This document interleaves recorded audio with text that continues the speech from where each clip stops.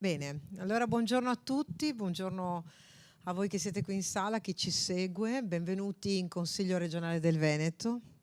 In questa sede istituzionale abbiamo voluto, uso il plurale perché parlo anche a nome del Presidente del Consiglio regionale Roberto Ciambetti, che ha avuto un imprevisto e mi chiede di portare il saluto. Quindi nella duplice veste sia di assessore all'istruzione, alla formazione e al lavoro, quindi chi si occupa di governo di questa regione, sia in qualità così per delega del Presidente del Consiglio regionale, vi do il benvenuto in questa sede istituzionale che abbiamo voluto con Lorenzo Cinotti e con Laura Scarpa come luogo per il confronto di questa che è una delle giornate più significative all'interno della Venice Fashion Week, per trattare di temi che sono assolutamente di stretta attualità ma anche di grande visione e prospettiva.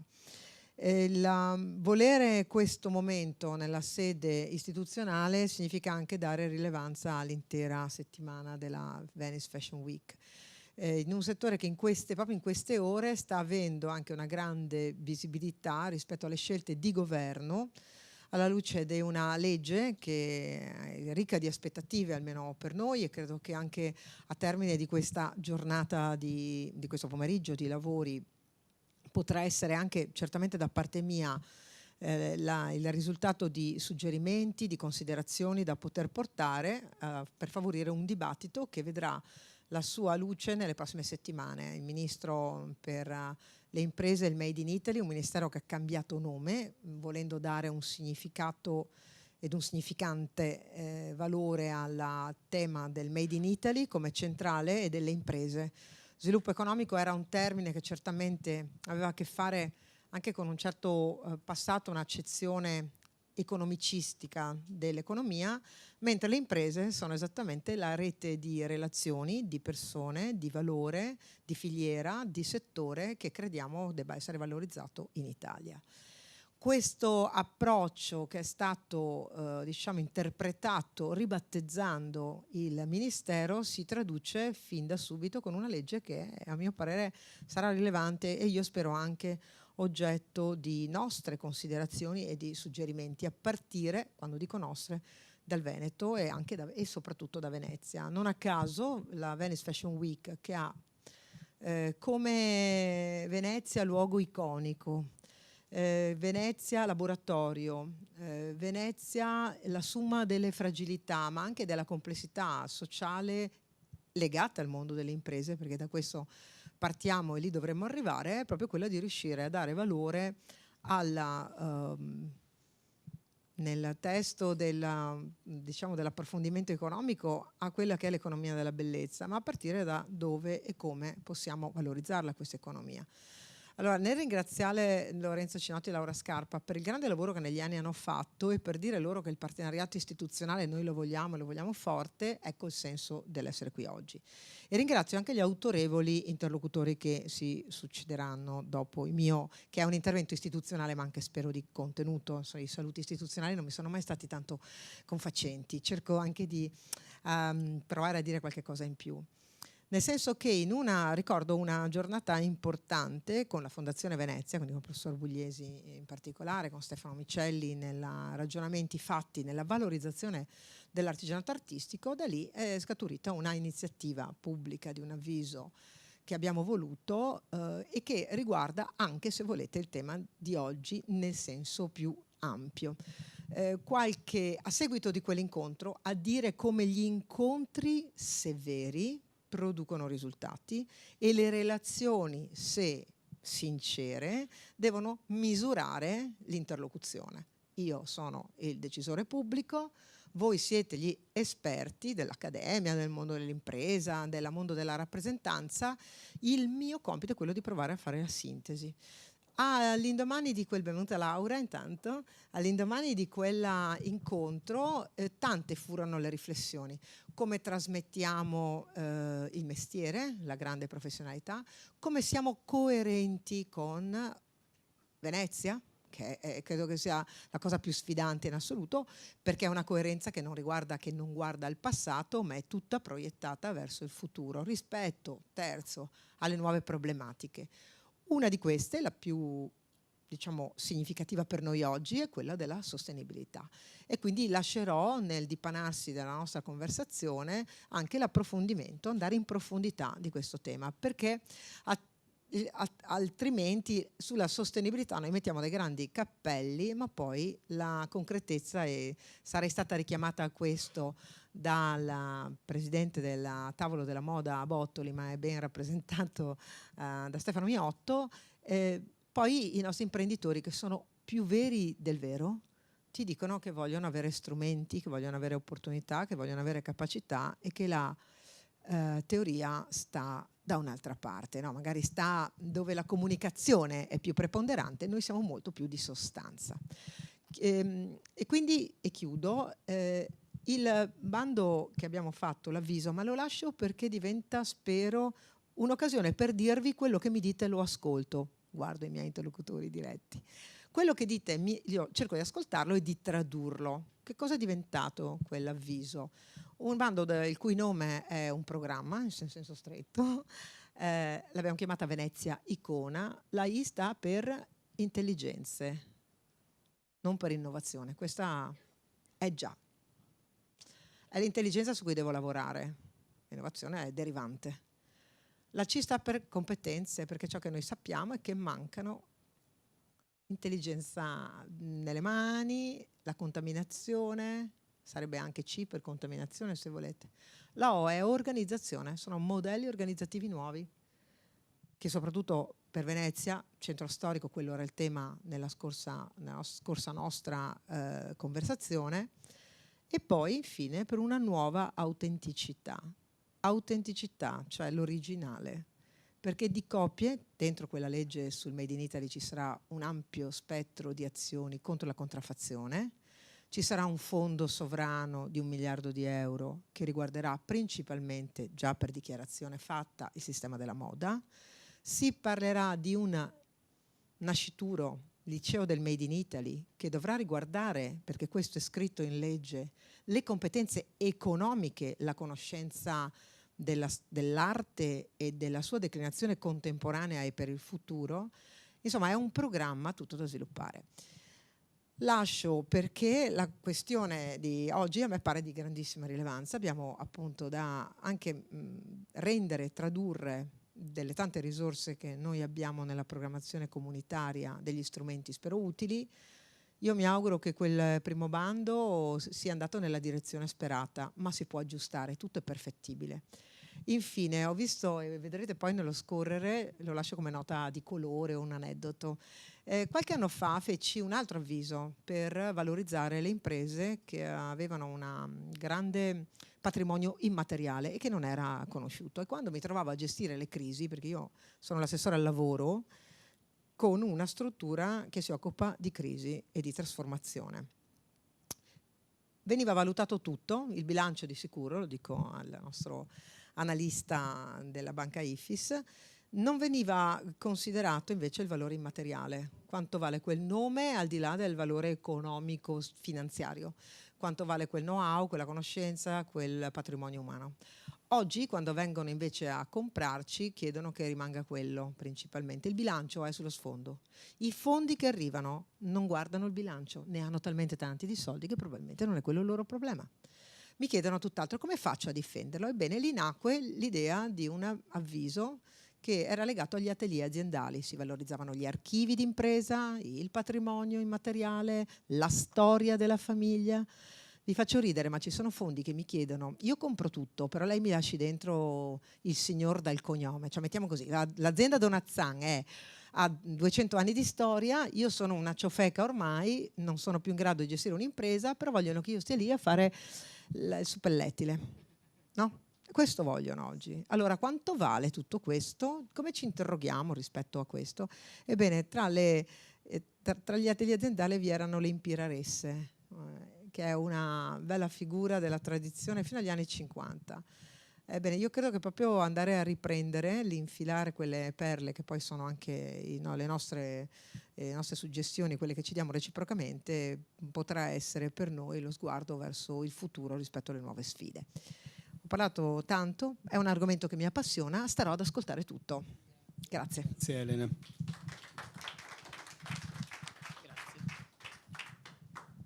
Allora, buongiorno a tutti, grazie Elena per l'ospitalità oggi, grazie al Presidente del Consiglio Comunale che ci ospita qui, regionale, scusami, un momento, Roberto Ciambetti, scusate, e grazie a tutti i relatori che sono qui con noi oggi. Siamo qui come ogni edizione con questa giornata della moda sostenibile a parlare di alto artigianato, a parlare di sostenibilità, a parlare anche di Made in Italy, di design e di digitale, perché questi sono i temi che trattiamo sempre ogni anno con la Fashion Week. Fashion Week è un progetto che si concentra proprio rispetto alle settimane della moda nel mondo, lavora proprio su questi temi. Ha vari progetti di ricerca che creano interazione e scambio fra artigiani, giovani designer, fra per esempio imprese e aziende che fanno ricerca. Qui oggi ne vedremo un paio di questi progetti e abbiamo anche dei percorsi di divulgazione. Poi è un mix diciamo, di reti incrociate con istituzioni, privati, scuole, aziende e come dire, maestri d'arte. Quindi oggi vedremo alcuni di questi temi. Abbiamo qui i relatori, sono persone con cui collaboriamo, con cui abbiamo una vicinanza e quindi grazie a tutti. Dare la parola a Laura per parlare, per dare qualche cenno sulla giornata di oggi. Grazie. Grazie a tutti di essere qui, grazie Elena, davvero. Grazie perché hai creduto dall'inizio, sei sempre venuta a sostenerci, sei stata presente a tutti gli appuntamenti della moda sostenibile e ci hai dato sempre anche supporto facendoci capire che ci credevi, e questo è sempre molto utile, molto forte. Quindi è come dicevamo, promuove la moda sostenibile e i giovani talenti. Ha sempre detto che Venezia come territorio ovviamente è un territorio dei talenti, che ha inventato anche il modo di proteggere i talenti inventando la proprietà intellettuale nel 1474, e lo ha inventato anche come gesto demografico per costruire una popolazione intelligente. Quindi le persone di grande ingegno facciamole venire qui per portare a Venezia nuove leve dell'intelligenza. È una bella idea, così, è una bella sfida che Venezia ha saputo fare benissimo. Quello che la Fashion Week ha fatto in questi anni e che con questa edizione mostra ancora di più fortemente, abbiamo per i 10 anni, ma lo facevamo anche negli altri, ma quest'anno è più forte, abbiamo presentato 5 progetti speciali. Poi ci sono degli eventi, delle attività. Questa sera c'è una sfilata di una giovane stilista e facciamo le partnership con le varie istituzioni, con vari progetti, con la Cocktail Week, con la Design Week. È molto bello poter essere amici di tutte le persone che ci tengono a questo territorio e ci tengono a portare cultura in diversi ambiti. Ed è molto bello. Quest'anno 5 progetti speciali sono una bella raggiungimento per noi, perché sono progetti che o partono o sono allo step quasi della presentazione o della presentazione. Dopo parleremo di qualcuno di questi. Uno di questi in particolare è A Dress for Venice, che tu hai, grazie, dato battesimo a Dress for Venice a settembre. Siamo riusciti a realizzare una collezione sostenibile dalla A alla Z. Questa è una prima volta e noi siamo tutti absolute beginner, perché non avevamo mai fatto collezioni di vestiti noi. Noi organizziamo, comunichiamo, invece abbiamo voluto proprio provare a creare una collezione sostenibile per poter vedere anche quali sono le difficoltà che incontra la moda sostenibile. Le abbiamo viste subito, per esempio il costo.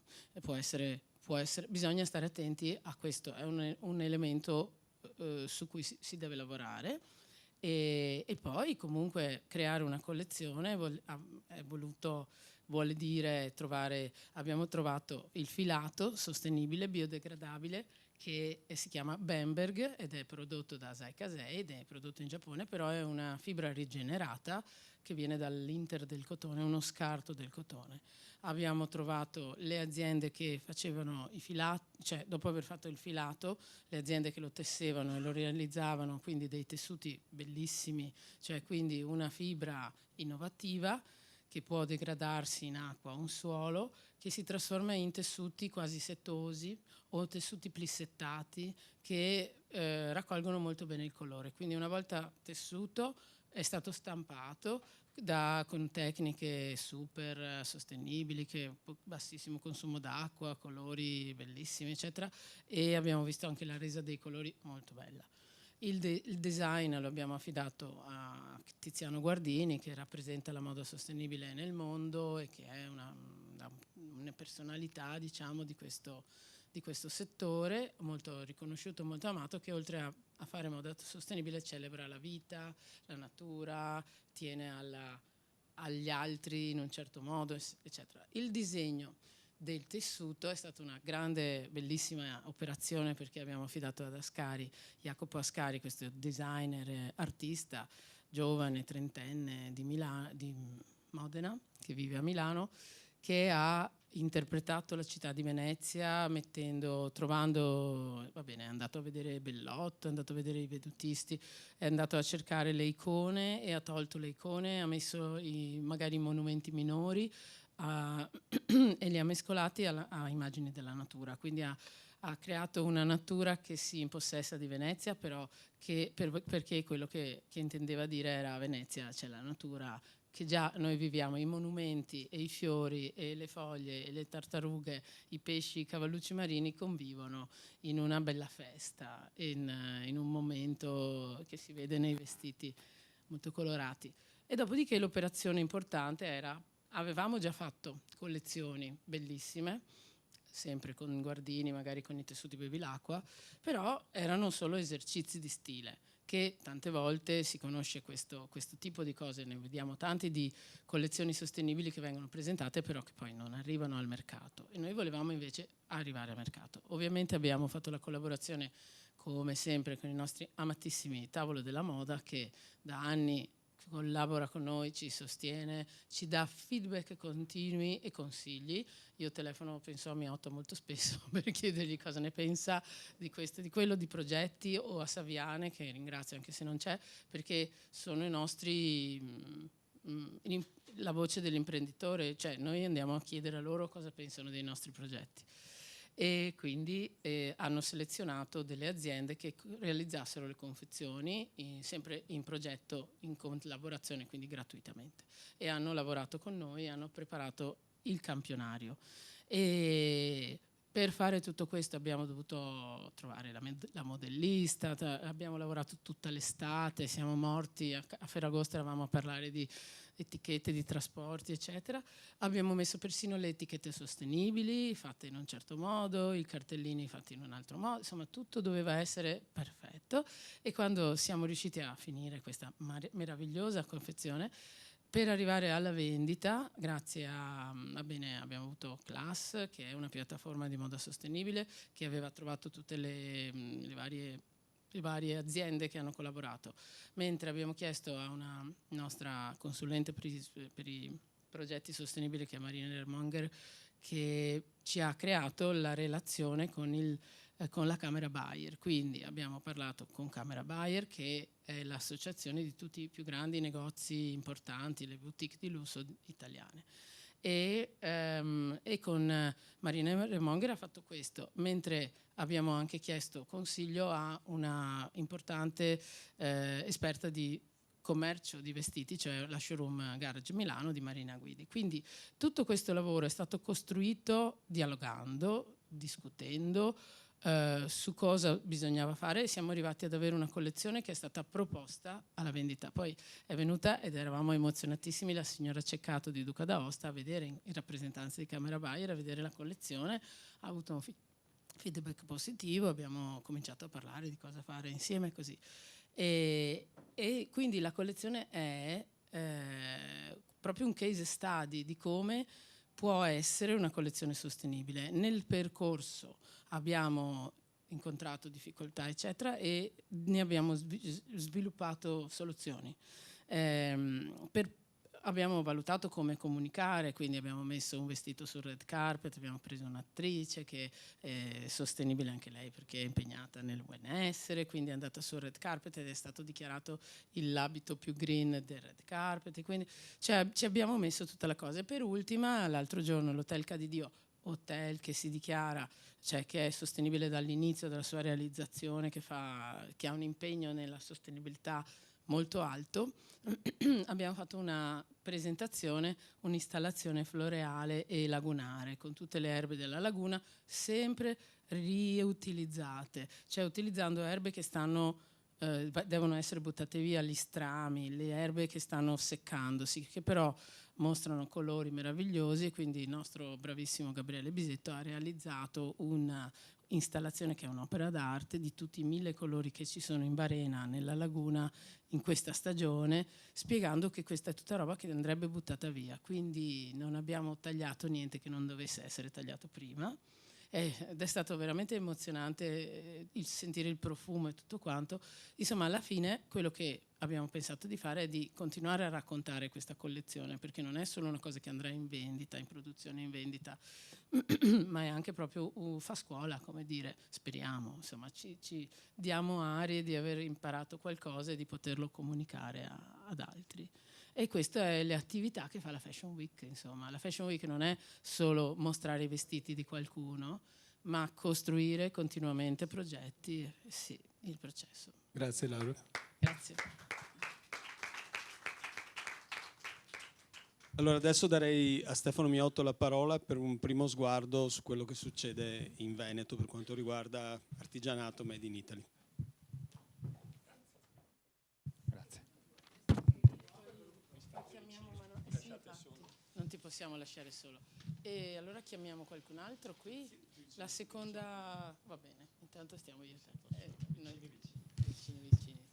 Ecco, allora buon pomeriggio a tutti, grazie molte per l'invito, complimenti per tutta l'organizzazione, per tutti i progetti che, come ricordavate, abbiamo provato a fare insieme. La prima cosa, io vi porto i saluti di Roberto Bottoli, che è il coordinatore del Tavolo Veneto della Moda. Il Tavolo Veneto della Moda è un po' un unicum in Italia, raduna le 5 principali categorie datoriali a livello regionale, quindi Confindustria, Confartigianato, CNA, Confcommercio, Confesercenti, le quali esprimono sostanzialmente un loro rappresentante imprenditoriale e poi ovviamente ci sono altrettante persone delle strutture, dirigenti e funzionari che accompagnano sostanzialmente gli imprenditori designati. L'attuale coordinatore è a rotazione questo incarico, è Roberto Bottoli, che è anche il presidente della sezione moda di Confindustria Veneto Est, la neonata associazione territoriale dalla fusione delle varie territoriali. Appunto Roberto Bottoli vi porta i suoi saluti, si scusa molto per non poter essere qui oggi, ha avuto un impegno improvviso, infatti ci ha comunicato ieri che non poteva, quindi insomma siamo qua. Allora il suo intervento riguardava sostanzialmente un po' un overview sul sistema della moda in Veneto. Io vi do qualche velocissimo numero, giusto per fare il punto della situazione, e poi invece andrei a rileggere questo overview sul tema sostenibilità. Allora, qualche veloce numero. Allora, a livello nazionale 80 miliardi di fatturato e 500.000 addetti praticamente concentrati in 5 regioni. Nella nostra regione abbiamo 18 miliardi di fatturato, 100.000 addetti, considerando anche l'occhialeria. Abbiamo 9.500 unità produttive e 7.600 della distribuzione, quindi dei numeri che costituiscono per il manifatturiero addirittura il 20% del manifatturiero. Metà del fatturato, 9 miliardi di esportazione, il settore è quello che contribuisce maggiormente alla bilancia commerciale positiva di questa regione. In questa lettura dobbiamo ovviamente fare subito, soprattutto per la parte manifatturiera, una forte sottolineatura, cioè la stragrande maggioranza delle aziende manifatturiere presenti in questa regione fanno parte sono nel posizionamento del mercato B2B, quindi sono aziende che producono, ma sostanzialmente il prodotto finale non viene venduto, soprattutto quello del lusso, che è la buona parte di questi prodotti, non viene venduto da queste aziende. In qualche modo possiamo dire, ed è un fenomeno che si è anche che è aumentato sempre di più in questi ultimi anni, che il Made in Italy noi lo produciamo ma non lo vendiamo. Quindi questo deve essere chiaro e questo comporta tutta una serie di conseguenze, sia per quanto riguarda la redditività e i margini che stanno sostanzialmente nella supply chain, sia nell'attrazione, nella richiesta di figure professionali che ha questo nostro settore, che richiede prevalentemente figure tecniche, e che ovviamente non va a chiedere o chiede poco altri tipi di figure che invece, se ci fossero aziende B2C con i loro headquarter qui e di grandi dimensioni, avrebbero un'altra storia. Questo è proprio un'istantanea del settore. Ecco, dicevo, di che cosa vorrei darvi 4 flash e vorrei parlare della sostenibilità non soltanto nel settore moda, ma anche del settore moda, perché a mio modo di vedere ci sono alcune, non a mio, a nostro modo di vedere ci sono alcune sfide e alcune minacce anche all'orizzonte che non sono banali, soprattutto per come siamo fatti, per questa fotografia che vi davo anche di queste molte piccole aziende B2B che sono dentro una supply chain che rispondono spesso a dei grandi player. Allora, il primo tema, 4 istantanee. Primo, circolarità. Allora, la moda soprattutto post pandemia ha avuto un'accelerazione incredibile per quanto riguarda la richiesta di sostenibilità di prodotti sostenibili del mercato e quindi in qualche modo ha trascinato con sé tutta la parte della produzione. Ormai, mentre vi assicuro anche nella scarpa che ho seguito molto da vicino per parecchi anni, anche nella scarpa diciamo, quelli che erano i capitolati dei grandi brand non erano così stringenti sul tema della sostenibilità e la circolarità. Negli ultimi anni la cosa è diventata esponenziale e questo ovviamente per i produttori è un grosso problema perché vuol dire rispondere a dei requisiti sempre più complessi e non banalizziamo la cosa con costi maggiori. Quindi è evidente che quando tu sei incastrato lì dentro la scelta è o mi adeguo oppure rischio di star fuori dal mercato. Abbiamo anche però una filiera del B2C e quindi questa filiera in particolare per queste aziende, il primo messaggio anche per l'assessore Donanzan, per queste aziende credo che introdurre degli strumenti di assessment e di follow up di assessment per quanto riguarda la circolarità può essere molto importante perché molte di queste aziende dicono siamo qui ma che cosa dovremmo provare a fare per poter essere più circolari. Ovviamente questo è un processo pervasivo che parte dalla progettazione, dal design del prodotto fino alla fine ovviamente allo smaltimento dello stesso, quindi è evidente che si tratta di una grande operazione, nuova operazione organizzativa interna alle aziende che richiede anche delle professionalità diverse da quelle che ci sono. Attenzione perché, ecco, a proposito di sostenibilità del settore, c'è questa nuova normativa EPR che sta arrivando, che richiede sostanzialmente il totale smaltimento del prodotto di fine vita per chi fa sostanzialmente produzione di capi nell'ambito della moda, scarpe, abbigliamento e quant'altro, e attenzione all'interpretazione di questa norma, perché dopo aver visto un'eccessiva, una transizione troppo veloce verso l'auto elettrica, dopo aver visto, o stiamo vedendo quello che succede negli imballaggi, dopo aver sentito che le caldaie ce le tolgono nel 2026, anche questo a me sembra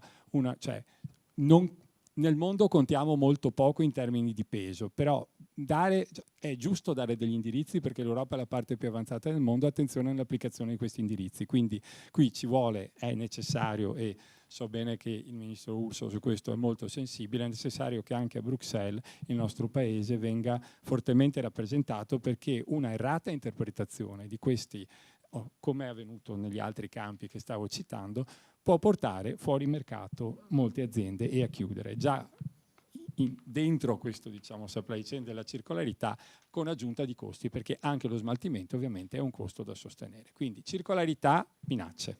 Secondo tema, nell'ambito della sostenibilità del settore c'è anche il tema che ha citato l'assessore, cioè il tema della contraffazione e sostanzialmente delle forme illegali. Su questo proprio il tavolo della moda sta stilando ed è in discussione da un po' una sorta di protocollo d'intesa che vorremmo proprio siglare con la Regione perché le forme illegali, la contraffazione, i laboratori illegali e quant'altro sono esattamente il contrario della sostenibilità. Quindi da questo punto di vista è fondamentale, questo danneggia il settore in un modo incredibile, perché ovviamente questo è chi fa bene questo mestiere non ha assolutamente, non usa questo tipo di forme, quindi è fondamentale che su questo ci sia. Attenzione però che io leggevo con attenzione un rapporto di fine del 22 del Mise, prima che si chiamasse Mimit, e dell'Ufficio Italiano Brevetti Marchi, che diceva che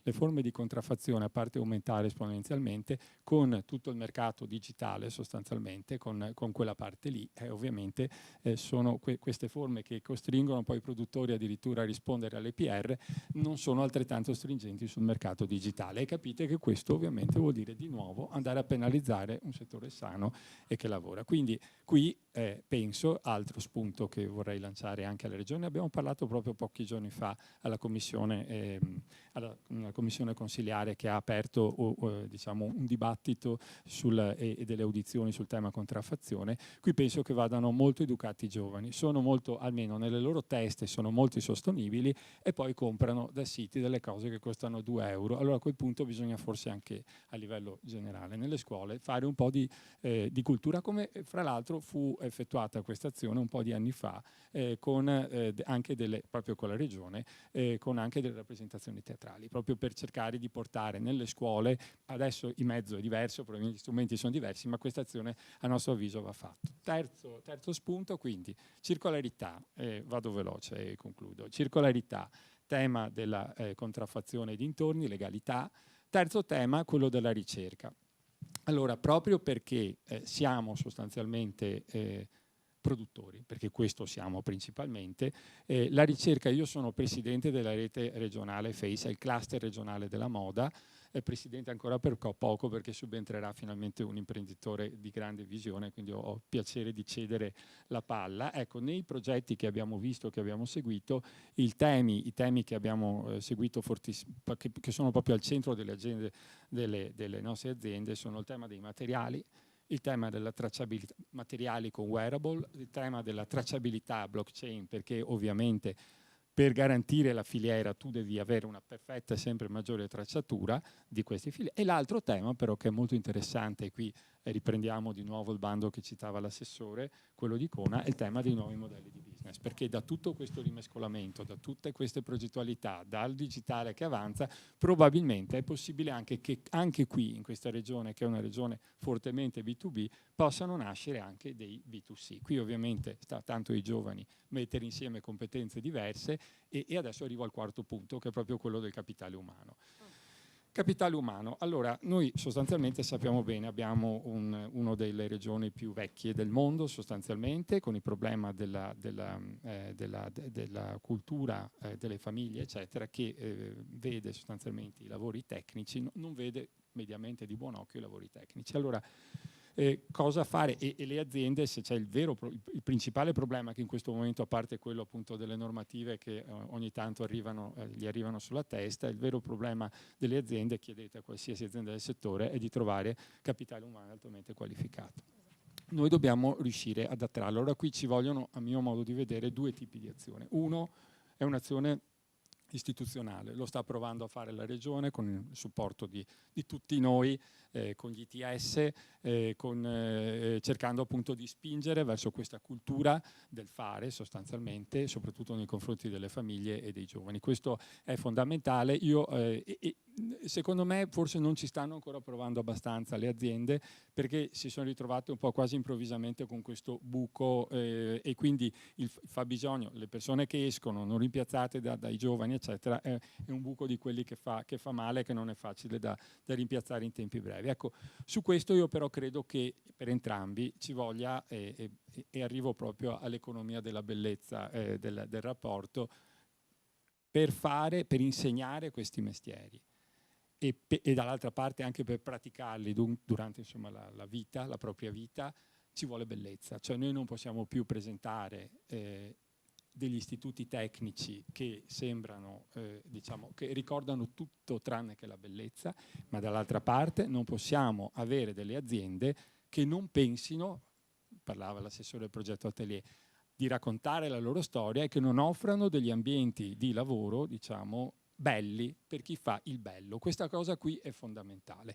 Su questo, e ho proprio finito, io penso che uno dei driver forti sulla formazione che abbiamo la fortuna di avere in questa regione è proprio il Politecnico Calzaturiero, che io lo vedo proprio, si sta già sviluppando così, come un hub delle competenze tecniche. Anche il Politecnico probabilmente deve anche il Politecnico avere ambienti di insegnamento, laboratori belli, perché questo è quello che noi dovremmo provare a trasferire come a livello istituzionale e a livello di imprese.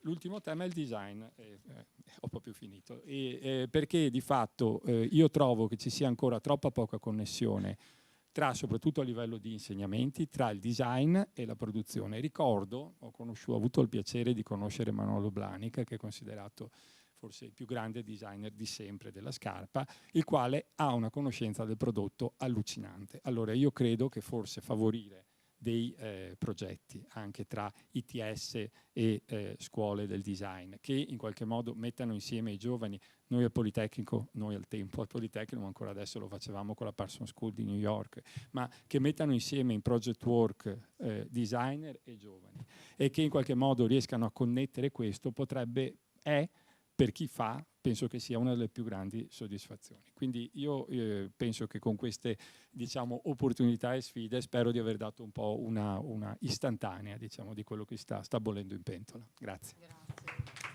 Grazie mille Stefano. E sì, abbiamo i temi del passaggio generazionale, abbiamo i temi anche dello storytelling e per questo io darei la parola a Carmelo Carbotti per allargare lo sguardo all'Italia intera con questo illuminante studio Economia della Bellezza.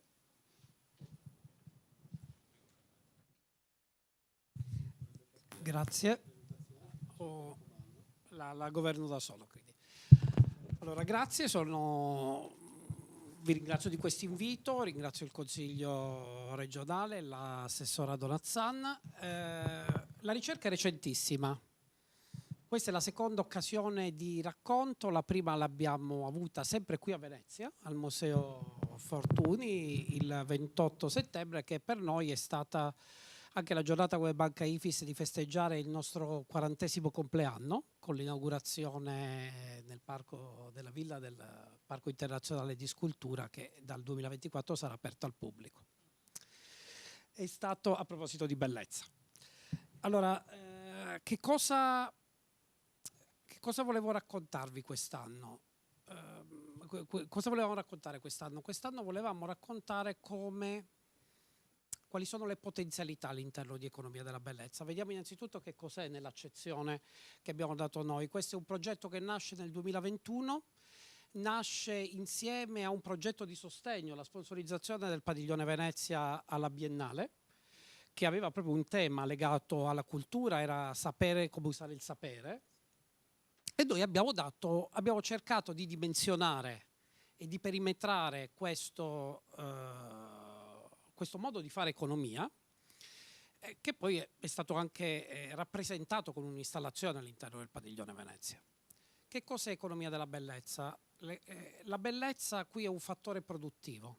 È un fattore produttivo legato alla nostra tradizione, ai nostri territori, alla nostra identità, che come è stato già detto non significa passato necessariamente, significa quello che ci permette di fare il presente e il futuro e unisce in un unico filo conduttore i produttori della meccanica, ma anche i produttori di B2B puro, la capacità degli italiani di fare un prodotto flessibile, di fare viti con 100 tipi di filettature, quella è bellezza che viene dal nostro patrimonio culturale, così come la moda o un oggetto di design.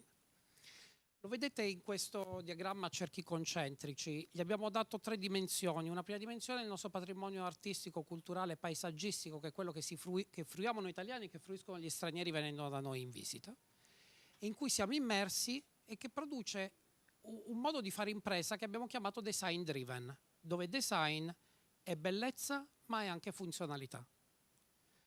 L'anno scorso poi l'abbiamo allargato a un modo ancora nuovo di fare impresa, che è quello dell'imprenditore che si pone un obiettivo di carattere sociale, che non perde di vista la bottom line e l'utile, però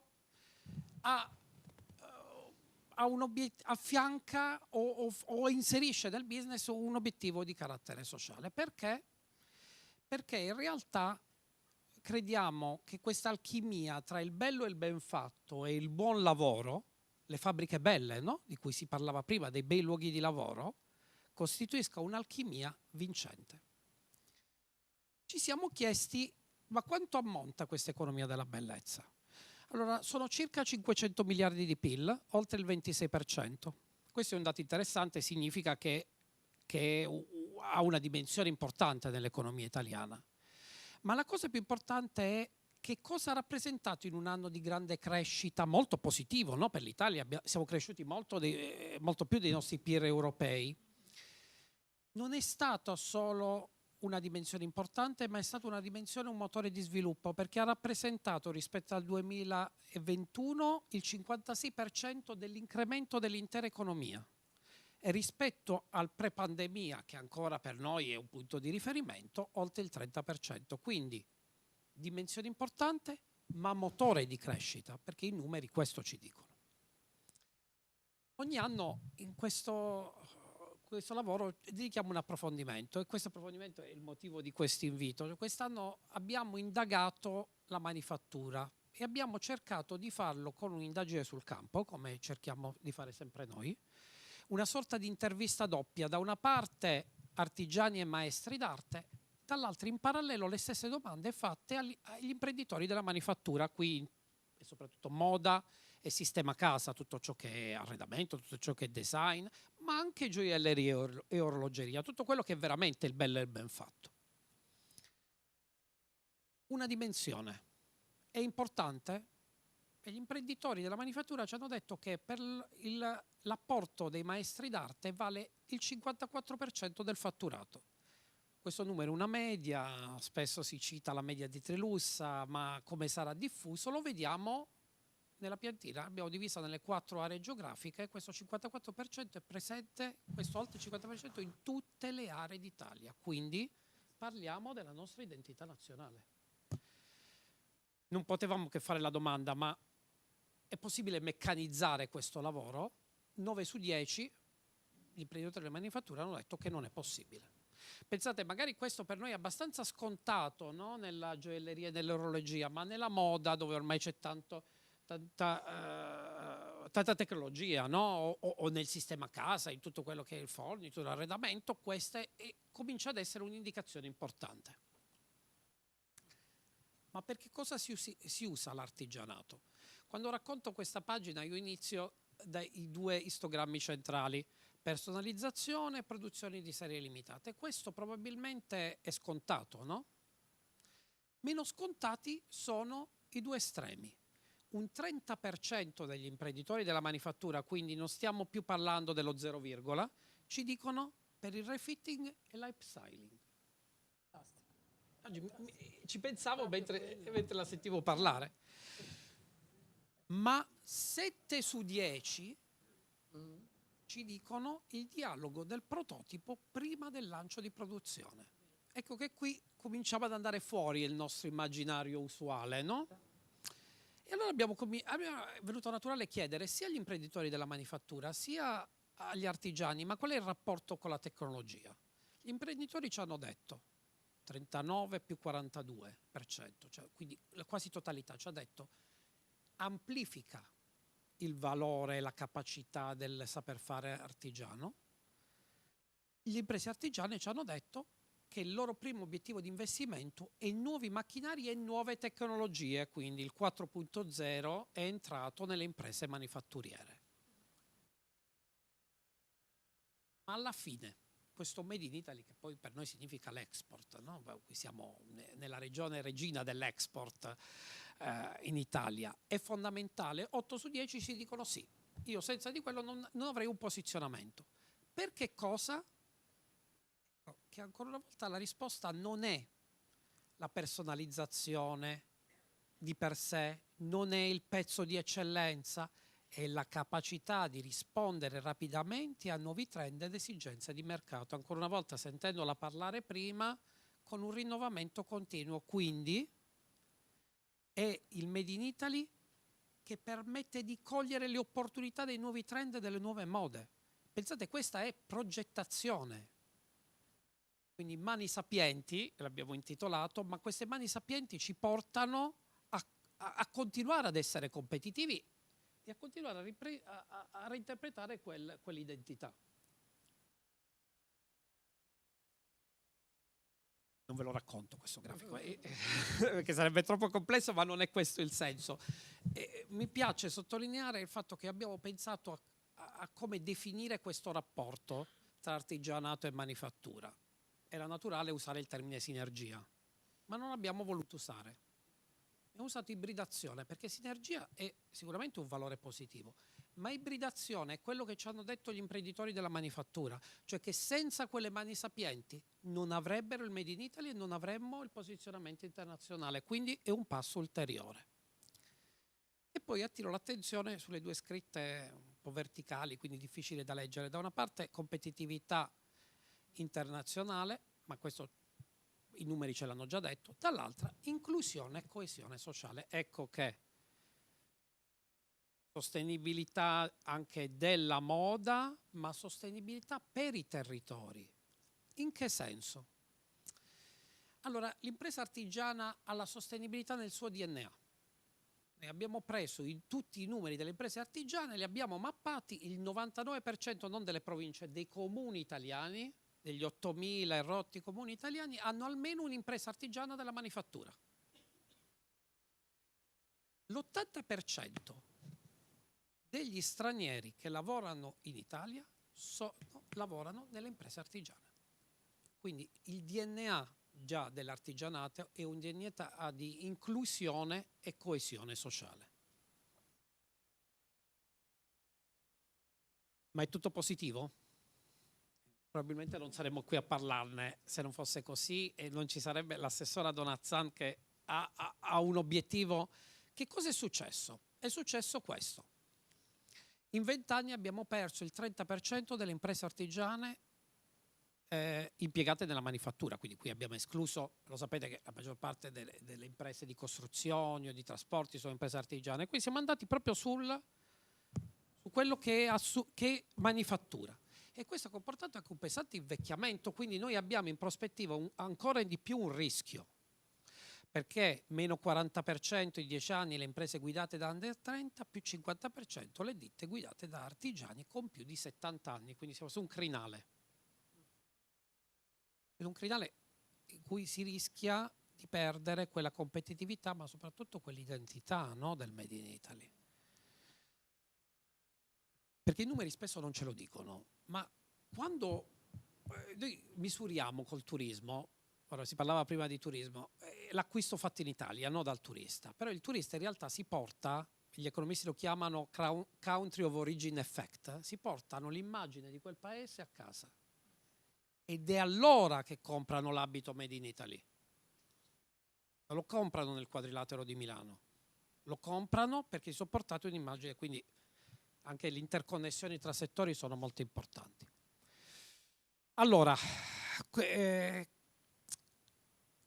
cosa allora, abbiamo dovuto chiederlo, ma voi avete avuto necessità di cercare nuovo personale? Sì, difficilissimo trovare sì personale specializzato, ma anche apprendisti, cioè persone senza formazione che devi formare con l'apprendistato. E perché questo? Perché l'abbiamo chiamato mani sapienti, abbiamo cercato di usare il termine maestri d'arte perché dobbiamo cominciare a lavorare anche sul linguaggio per colpire un immaginario che in questo momento è indubbiamente negativo.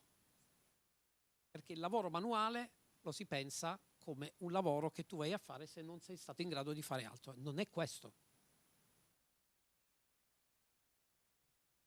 Le imprese della manifattura hanno paura e ce lo mostra questo istogramma, perché il 52% usa professionalità del saper fare sia interne che esterne, solo il 2% esclusivamente esterne e il 46% interne.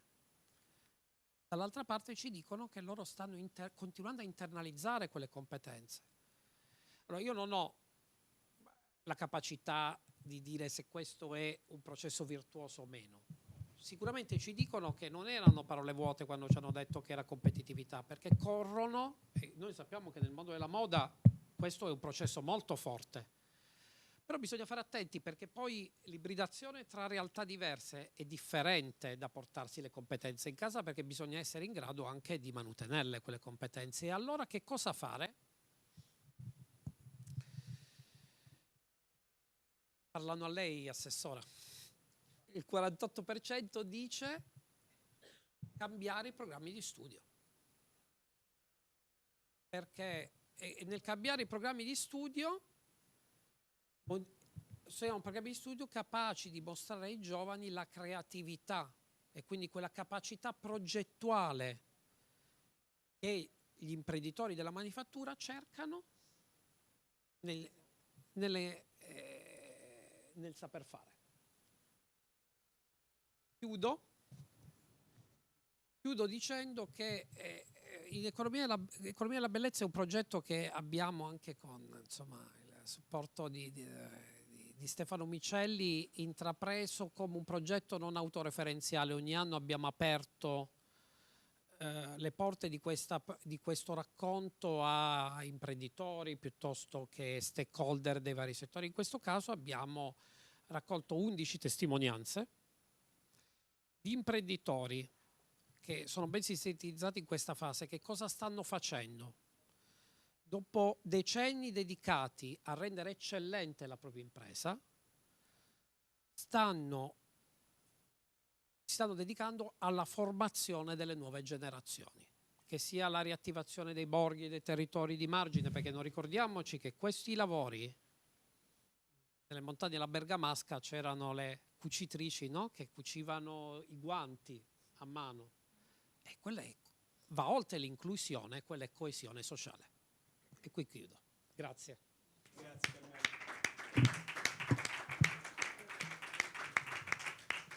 Grazie mille Carmelo. Allora, abbiamo visto vari aspetti su questo tema. Vorrei chiamare adesso Stefano Micelli, che è presidente di Upskill 4.0 e professore di gestione delle imprese all'Università Ca' Foscari, e poi è coinvolto in una serie di progetti per cui può avere uno sguardo, penso, da più angolazioni su questo tema. Prego Stefano. Vai qui e vi lascio.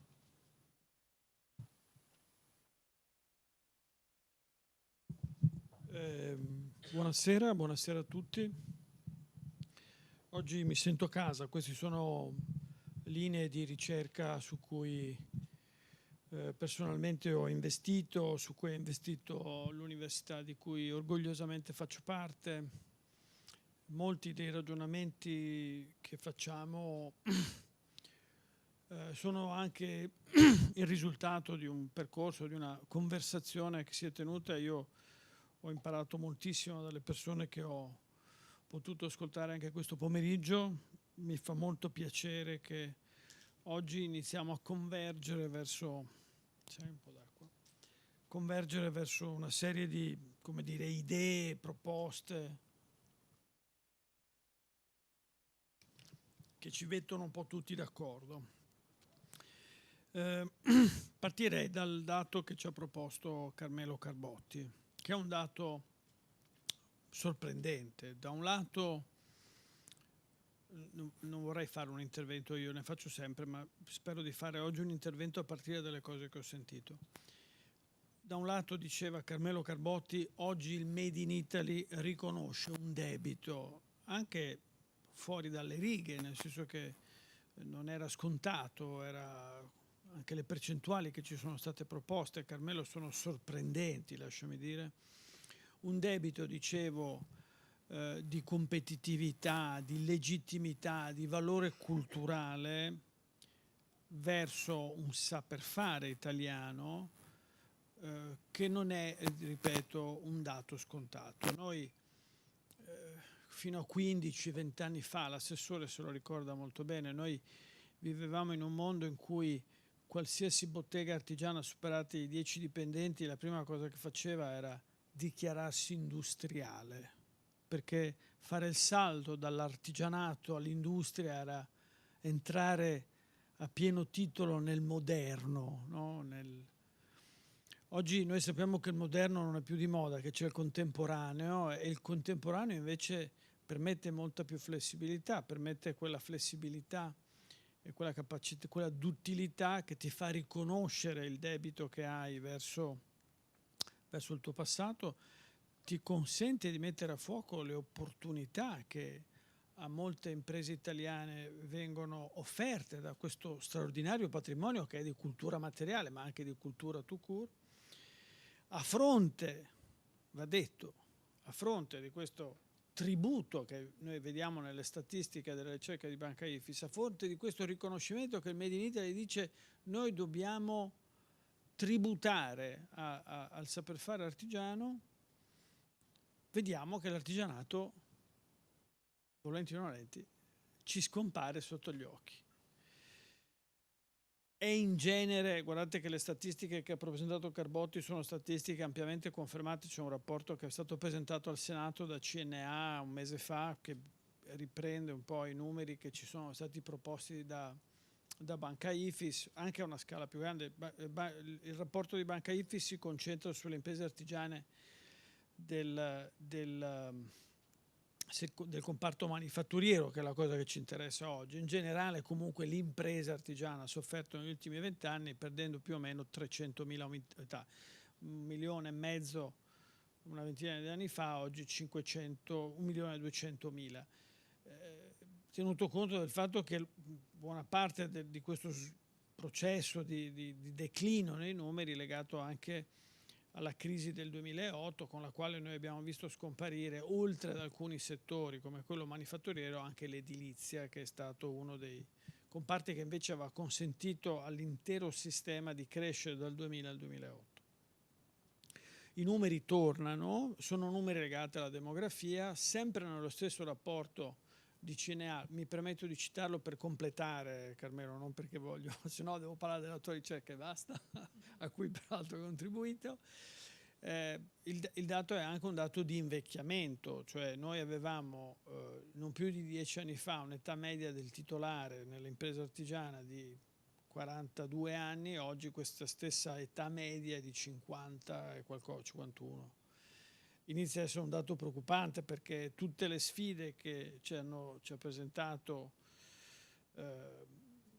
circolarità, la contraffazione, la ricerca, i nuovi materiali, il capitale umano, il design, sono tutte cose, adesso io faccio parte di quelli che hanno superato i 50, però tendenzialmente sono tipiche attività che richiedono, in particolare nella moda, quella freschezza, quello slancio che è più da ventenne, da trentenne che da cinquantenne a sessantenne. Adesso semplifico al massimo senza togliere a nessuno la possibilità di cimentarsi con delle start-up e col design. Questo mi sembra essere un po' il dato sul quale confrontarci, cioè dopo 10-15 anni di dibattito noi vediamo oggi un intero sistema industriale riconoscere il debito verso l'artigianalità, allo stesso tempo vediamo questa artigianalità scomparirci un po' fra le mani. Lo dico con sofferenza perché ciascuno di noi sa quanta intelligenza, quanta ricchezza, quanta felicità, diciamo anche le parole come vanno dette, quanta felicità c'è nel promuovere un'idea di questo tipo. Da questo punto di vista mi permetto di fare alcune considerazioni, ne faccio 3 sulle cose che ci ha detto Miotto e che io trovo molto interessanti. La prima è questo tema del capitale umano. Noi abbiamo un problema di legittimità, un problema di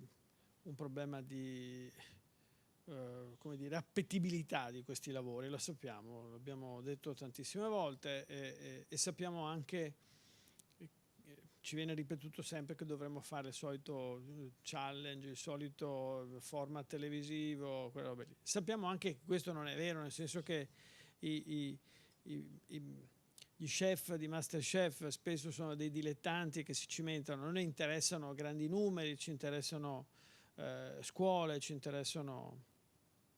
È anche vero che dobbiamo iniziare a porci un tema molto semplice, molto elementare, che non riguarda solo l'artigianato, riguarda i giovani in generale, e che sono le remunerazioni e in generale le condizioni di lavoro. Moltissimi dei nostri giovani se ne vanno per motivi che non sono filosofici, voglio essere molto schietto, sono legati in particolare ai salari di ingresso e alle condizioni di lavoro che oggi non sono considerate interessanti e appetitose. Da questo punto di vista potremmo spremerci le meningi in mille modi, va detto che oggi dobbiamo iniziare a porci delle domande molto concrete, molto serie, per creare quel sistema di incentivi, in particolare nella piccola impresa, che oggi soffre in maniera più significativa della grande, perché la grande comunque ha saputo costruire una sua legittimità nel reclutamento, mentre la piccola su questo è rimasto indietro. Faccio qua veramente 2 battute. Io ho lavorato per Alta Gamma comunque ha lanciato un impressionante programma di sostegno alla formazione attraverso Adotto una scuola, che è il loro programma sul ciclo secondario. È stato fatto un grande sforzo. Noi questo sforzo sulla piccola impresa, che è oggi un po' l'oggetto degli incontri, insomma, delle considerazioni che ha fatto Carmelo Carbotti, non ha fatto lo stesso tipo di percorso. Quindi noi oggi ci ritroviamo con un problema di condizioni economiche, un problema di spazi, perché non sono spazi, un problema di accessibilità dei luoghi, tanti non vogliono più, i giovani non vogliono più usare la macchina, ma anche proprio un problema di appetibilità. Se vengo lì, mi fai fare carriera, che cosa c'è davanti a me? Da questo punto di vista sentiremo poi la Fondazione Cologna ha fatto un bellissimo programma ribaltando un po' tutte queste considerazioni. Ci tenevo a dire che quando parliamo di risorse umane parliamo di un problema demografico, ma anche di problemi che un economista può facilmente risolvere o potrebbe facilmente risolvere. Un secondo punto in agenda che ci ha proposto Miotto e che io ho particolarmente, a me è caro, è il tema dell'innovazione tecnologica. Diciamo, lui parlava più di ricerca, ma insomma immagino che nella ricerca ci sia anche il digitale e la sperimentazione. Ecco, io su questo ho un'idea che vorrei condividere con voi. Quando vediamo i numeri che ci ha dato Banca Ifis oggi, noi dobbiamo porci un problema. Abbiamo poche persone per tenere in piedi un settore, un comparto che conta molto. Adesso non voglio neanche entrare nei numeri, se no ci perdiamo. La storia dell'industria degli ultimi 200 anni ci ha detto che il problema si risolve di solito in un modo, facendo innovazione tecnologica. E questa innovazione tecnologica, ci ha detto Carbotti, che ormai è già nella lettura, nella visione. Vi aggiungo un dato che io ho sviluppato proprio con Carmelo Carbotti in un'altra ricerca che mi permetto di citare, è che noi abbiamo una correlazione positiva chiarissima fra investimento in tecnologia 4.0 in particolare, e redditività e crescita nell'impresa, anche nell'impresa di piccole e medie dimensioni. Questo passaggio, mi permetto di dirlo approfittando del fatto che siamo qui con l'assessore e con Miotto, è un passaggio delicato, perché se noi chiediamo agli imprenditori che cosa ti serve, adesso guardo anche Michele Bugliesi perché entrambi siamo all'università, quindi spieghiamo molto bene questa cosa. Se noi chiediamo all'imprenditore cosa ti serve, lui ci guarderà e ci risponderà sempre, perdonatemi su questo, sempre guardando il finestrino, lo specchietto retrovisore, dicendo mi serve l'orlatrice, mi serve. Ed è vero, è giusto, perché lui ha in mente questo. Domani gli arriva qualcuno, guardate che io faccio centinaia di telefonate, migliaia di telefonate su questo. E su questo il giovane poi fa molta fatica, dice io dovrei venire a fare il lavoro. Dove sta il digitale? Dove sta l'innovazione tecnologica? Dove sta il nuovo che io cerco? Io sono un ventenne e voglio vedere il nuovo, tu non me lo dai e io rifugo, poi mi dai 1.300 euro o 1.000, 1.100. Allora, da questo punto di vista, lasciatemi dire, lo stage, tutta la formazione in continuità oggi merita di essere ripensata, non perché non serva, e poi l'esempio di un lavoro a una scuola, la Fondazione Cologni ce lo farà vedere, ci sono mestieri che vanno ripresi, se no scompaiono letteralmente, ma dobbiamo immaginare anche, lo dico a chi ha responsabilità di governo, anche un incontro verso l'alto. Qualcuno sa come si fanno gli strumenti musicali, i violini, le chitarre, eccetera, eccetera. Io so che cos'è il digitale, troviamo un modo per far incontrare queste due dimensioni, non sulla tradizione, ma sull'innovazione. Proviamo a mettere insieme queste due dimensioni in un altro. Mi permetto di dire che questo è stato il percorso che ha fatto Upskill nel corso degli ultimi 2 anni. Noi abbiamo fatto 100 interventi, 100 progetti di ricerca e devo dirvi la verità, funziona. Userò una frase di un film famoso, si può fare, si può fare,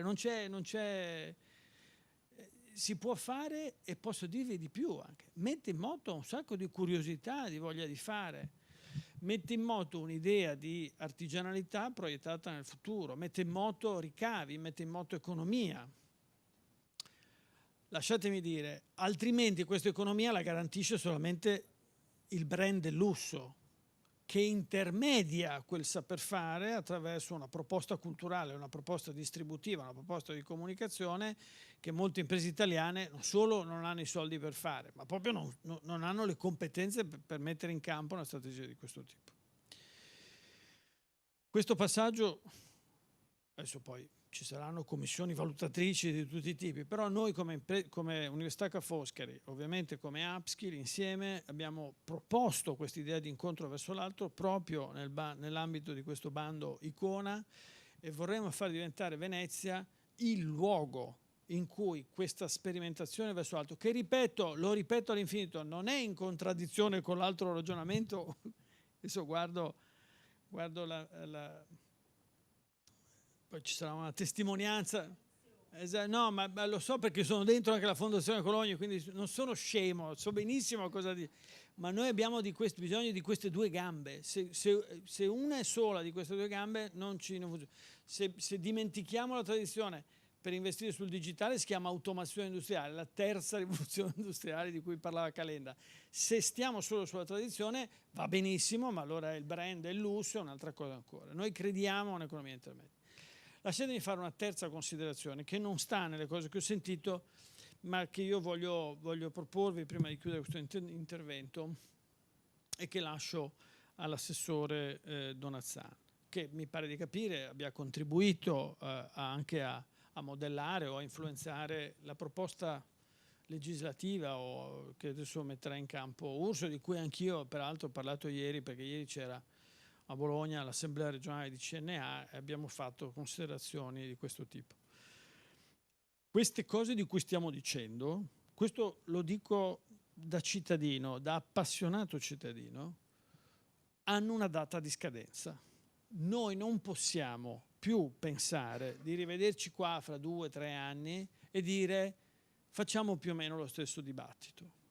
Io ho scritto dei libri su questi argomenti, li ho scritti in momenti in cui, diciamo la verità, alcuni colleghi miei, non so perché, prendevano questi argomenti con grandissima superficialità, dicendo ma chi se ne frega, camperemo di start-up. Ora di start-up, con tutto l'affetto per le start-up, non ne ho viste trionfare a centinaia, mentre il nostro 560 miliardi di export, che tiene insieme la bolletta energetica e la bolletta tecnologica, la pagano gli amici di Cinotti e anche miei, ma lo dico affettuosamente.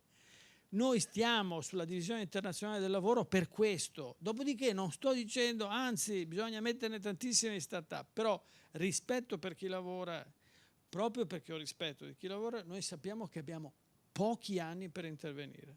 Adesso, Assessore, non è vero che noi abbiamo un tempo indefinito. I numeri che abbiamo citato prima, la demografia, ci dicono che noi oggi salviamo quei mestieri, rimettiamo in moto una macchina economica, rimettiamo tecnologia all'interno del sistema della piccola impresa, o noi lo facciamo nei prossimi 3 anni approfittando dei soldi del PNRR, oppure se noi aspettiamo dicembre 2026 tutti questi ragionamenti avranno non un bemolle, 3 bemolli, di malinconia e di tristezza perché non abbiamo preso le ultime risorse disponibili per fare questo salto di qualità. Lo dico da appassionato cittadino, Elena Donat-San, assessore, perché questa è un'opportunità che se ci facciamo sfuggire, se perdiamo, non riacchiappiamo più. Vi ho fatto prima questo tema dell'invecchiamento dell'età media dell'imprenditore, quasi un anno su un anno, praticamente è come se questa corte si muovesse, no? Noi rischiamo di avere, Elena, nel 2026 altri 54 anni o 55 anni. È inammissibile pensare poi di chiedere a un 55 anni, adesso mi metto dentro io, di fare lui il salto, di prendersi in braccio l'intelligenza artificiale, ChatGPT, no, non è vero, non lo farà. Noi possiamo impostare oggi, e gli esperimenti che abbiamo fatto, qua ringrazio Michele Bugliesi come Presidente della Fondazione di Venezia, ci dicono che queste cose hanno bisogno di un po' di pazienza. Gli artigiani, le piccole imprese hanno bisogno di più pazienza perché entrano in terra, lasciatemi dire, ostile, non è il loro campo di manovra su cui hanno giocato tutta la vita, hanno bisogno di una comunità che li accompagna, hanno bisogno di un senso di appartenenza. Guardate che lavoro che fa Lorenzo Cinotti con Laura Scarpa, da questo punto di vista è fondamentale perché non sono aziende guidate dai valori di borsa che uno fa vedere l'incentivo, se devo prendere il bonus devo fare il 4.0, guardo Carmelo Carbotti, no, qui devo farlo se anche il mio vicino di casa lo fa, cioè devo mettere insieme. Allora tutte queste cose richiedono tempo, richiedono che noi ci mettiamo in moto e richiedono un tempo di lievitazione. O lo facciamo adesso, no, ma lo dico veramente erga omnes, o lo facciamo adesso o non lo facciamo più. Dopodiché nel 2026 faremo un altro, se non l'abbiamo combinato nulla, chiederemo a ChatGPT che cosa dobbiamo fare. Però oggi noi abbiamo un'agenda e abbiamo una data di scadenza e su questo senso di urgenza, ma non di un'urgenza frettolosa, di una consapevolezza dei numeri, della demografia, delle opportunità anche economiche che abbiamo, io voglio chiudere questo intervento facendo i complimenti davvero per chi ha parlato per me, perché il quadro tratteggiato oggi è un quadro completo, interessante, stimolante, che però merita di essere tradotto in politiche e azioni. Grazie mille. Grazie Stefano. Grazie mille. Alessandra De Nito, sei stata ampiamente citata da Stefano.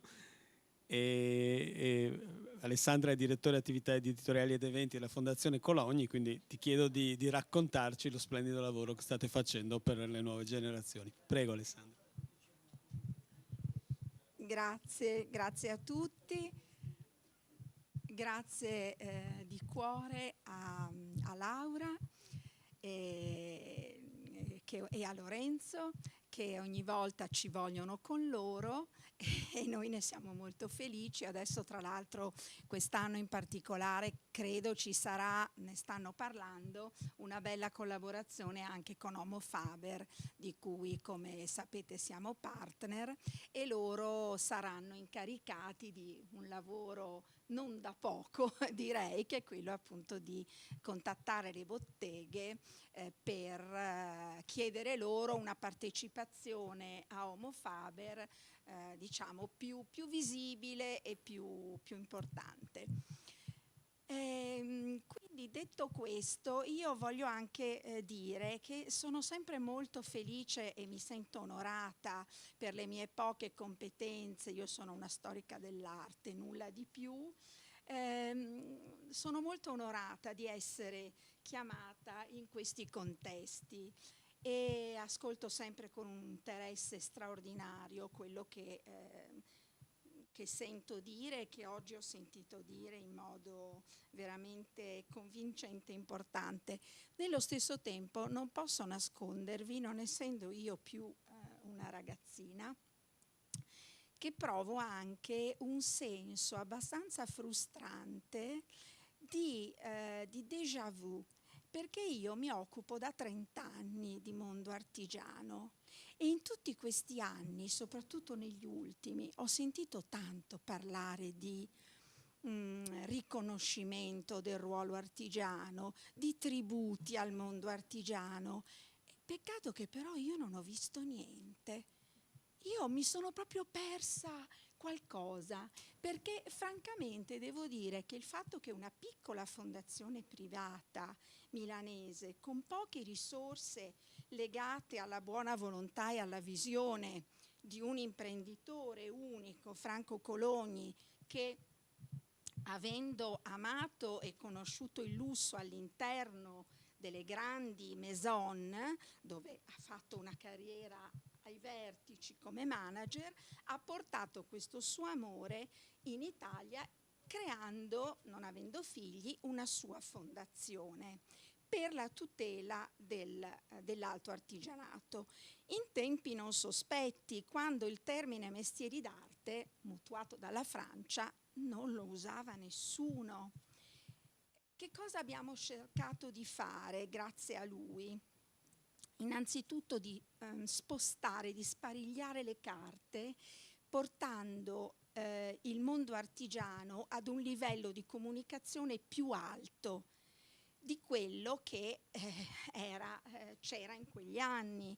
Quindi abbiamo cercato di spostarci dalle fiere, con tutto il riconoscimento naturalmente per il valore economico e commerciale della fiera, però abbiamo cercato di spostare il mondo artigiano e di portarlo al grande pubblico, ma come? Attraverso il mondo della cultura, quindi l'artigianato che è entrato nei musei con una serie di mostre che noi abbiamo fatto negli anni, che hanno suscitato una grandissima attenzione e dove noi abbiamo spessissimo abbinato la dimensione del laboratorio a quella dell'esposizione, e posso assicurarvi abbiamo spesso avuto veramente un consenso in termini proprio di curiosità e di affezione del pubblico che sta a significare tanto.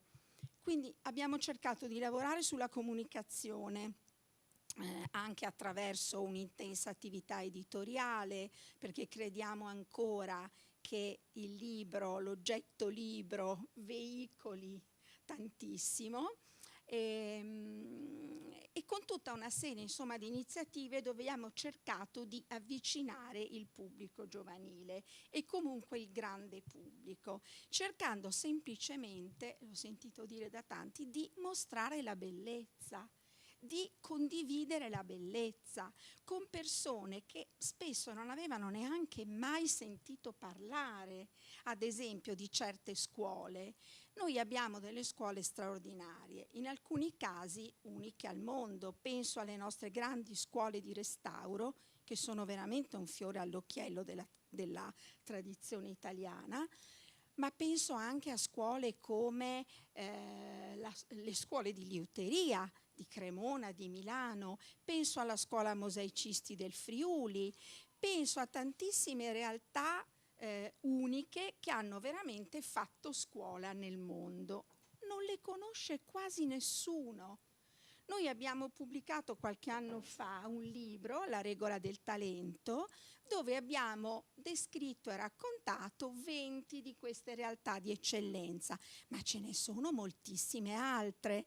Cosa abbiamo fatto allora? Abbiamo aperto un sito, scuolemestieridarte.it, contattato tutte le scuole pregandole di far vedere ai ragazzi e alle famiglie questo portale, perché la cosa fondamentale, l'avete già detto in modo ben più autorevole di me, è partire dalla scuola. Come i francesi, e lo dico con rabbia, hanno fatto 40 anni fa con Giscard d'Estaing. Noi siamo dei pivelli, scusate se lo dico con veemenza, noi non abbiamo imparato niente dai nostri cugini d'Oltralpe. Questi hanno iniziato a portare il lavoro artigiano sui banchi di scuola, con dei programmi sostenuti dal governo. L'INMA aveva, quando io sono andata a visitarla, parliamo di 20 anni fa, uno staff pazzesco di persone che seguivano questi programmi di diffusione sui territori, a partire dalle scuole. E quindi anche qua ripeto, se non si parte dalla scuola creando perlomeno l'opportunità, noi l'abbiamo fatto nel nostro piccolo, ma il problema nostro qual è? Che noi siamo troppo piccoli, quindi la nostra azione non incide, può essere presa magari a modello per delle iniziative scalate su dimensioni più importanti, ma purtroppo in questo caso piccolo è bello, ma è poco utile, perché se poi alla fine tutti i nostri sforzi insomma, si limitano a numeri molto molto piccini, logicamente insomma possiamo incidere poco. Però ad esempio, che non voglio naturalmente sembrare una come dire così, una persona dalle grandi amarezze, anche se le ho, perché onestamente io non riesco più, se devo dirvi, a provare una reale fiducia quando sento certi discorsi, perché ripeto, sono troppi anni che non vedo fatti e di conseguenza alla fine le parole contano poco e come dice il nostro Stefano Micelli, sta scomparendo un'intera generazione di maestri, sta scomparendo. Se noi non riusciamo a comunicare la bellezza, l'importanza, la moralità, la soddisfazione, la felicità che può derivare dal lavoro manuale, non mettiamoci neanche in questa impresa. Se i giovani non lo capiscono, non capiscono cosa vuol dire stare a fianco di un grande maestro che ti fa vedere e che tu devi rubare con gli occhi e quello può essere il tuo futuro e voglio dire, sarà più bello, sarà più importante di uno stipendietto d'ingresso a 1.300 euro in una piccola azienda? Non lo so. Però queste cose vanno dette, vanno insegnate ai giovani e vi dico, per la nostra esperienza c'è una recettività enorme perché si appassionano. Noi abbiamo una quantità di storie meravigliose di giovani che si sono appassionati all'artigianato, che sono entrati nel mondo artigiano e noi diciamo sempre loro: ci dovete entrare in punta di piedi, sia voi sia i progettisti, perché non si entra nelle botteghe artigiane con arroganza, sempre solo chiedendo, perché è questo che viene fatto con gli artigiani, viene continuamente chiesto. Ed è il motivo per cui abbiamo creato un progetto che secondo noi, immodestamente, non ne sono io l'artefice, potrebbe veramente rappresentare un modello, un progetto in cui l'artigiano è sollevato da tutto. Non deve fare niente, tranne la cosa più importante, aprire la bottega a un giovane. Non deve avere problemi di stipendio. Noi diamo una borsa di studio di 800 euro al mese ai ragazzi. Non deve avere problemi di assicurazioni, di sicurezza, perché tutta questa parte burocratica la assolviamo noi e vi assicuro che non è poco. E quindi in questo modo noi riusciamo a vincere anche quella naturale e a mio avviso totalmente giustificata resistenza dell'artigiano che non ha più voglia di sentirsi chiedere qualcosa perché ha già dato tutto quello che aveva, non può dare ancora. Quindi siamo noi che dobbiamo avvicinarci all'artigiano dando qualcosa. E noi che cosa diamo? Diamo della linfa vitale, diamo dei giovani pieni di passione. Come li selezioniamo? Li prendiamo dalle scuole, perché è l'unico modo. Noi non accettiamo autocandidature, le scuole si va per merito, ci propongono i loro 2-3 migliori artigiani e ce li propongono e questi ragazzi vengono poi messi a bottega. Le botteghe le troviamo un po' noi, un po' le scuole. Le scuole sono tante, tantissime, nonostante si sia si siano devastate le scuole d'arte in Italia, perché quando io sento che quello che era la scuola d'arte e di ceramica di uno dei distretti più meravigliosi al mondo, unico, che è Faenza, ed è diventato un liceo artistico per design, per la moda e il design, non ricordo l'esatta denominazione, ma so che quando l'ho sentito mi sono veramente così disperata, e togliendo naturalmente i 2/3 delle ore di laboratorio a un istituto che ha formato ceramisti incredibili. Ma vogliamo andare avanti così? Facciamo a farci del male, direbbe Nanni Moretti, perché questo è quello che stiamo facendo. Però non voglio annoiarvi e spero di darvi una bella vibrazione con questo nostro video che racconta molto meglio di me il nostro progetto Una scuola, un lavoro, percorsi di eccellenza. E poi, se me lo consentirete, chiuderò solamente leggendo 10 righe di un grande veneziano che qui tutti conoscono, che è il professor De Michelis, che ci ha lasciato troppo presto, pochi anni fa, e che ha scritto per me le più belle righe sul valore della mano. Grazie, se volete far partire.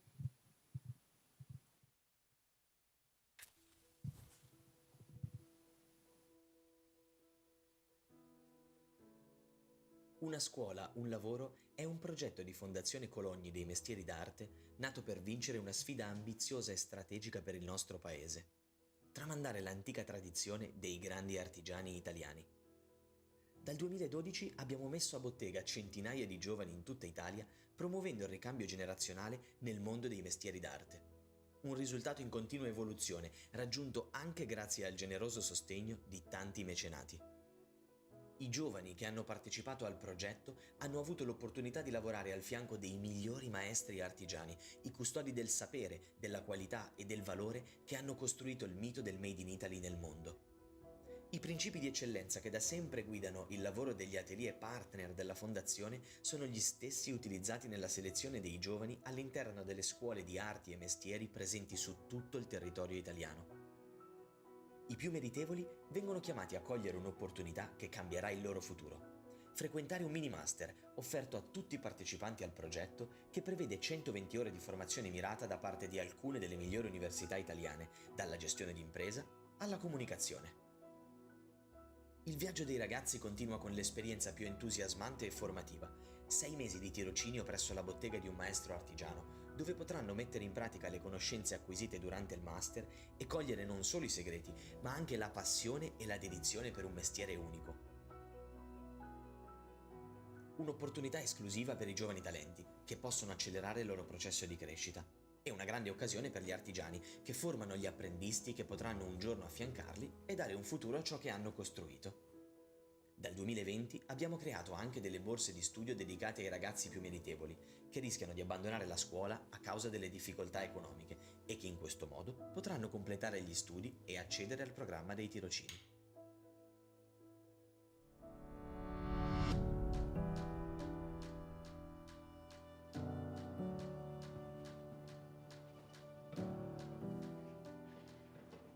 Sono Asia Colicchio, ho 20 anni e ho partecipato al progetto Una scuola, un lavoro, andando a fare il mio tirocinio da Lorenzi Milano, un'azienda di lusso che fa oggetti con corna di animali, bambù e tanti altri materiali. Sono Ivana, ho 32 anni e sono un tecnico di palcoscenico.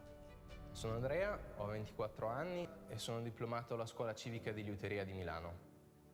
Uno dei valori più importanti che questo tirocinio mi ha trasmesso è stato quello di mettere la maggiore attenzione in tutto ciò che faccio durante tutta la realizzazione di un oggetto piuttosto che un disegno o qualunque tipo di arte io stia facendo o realizzando.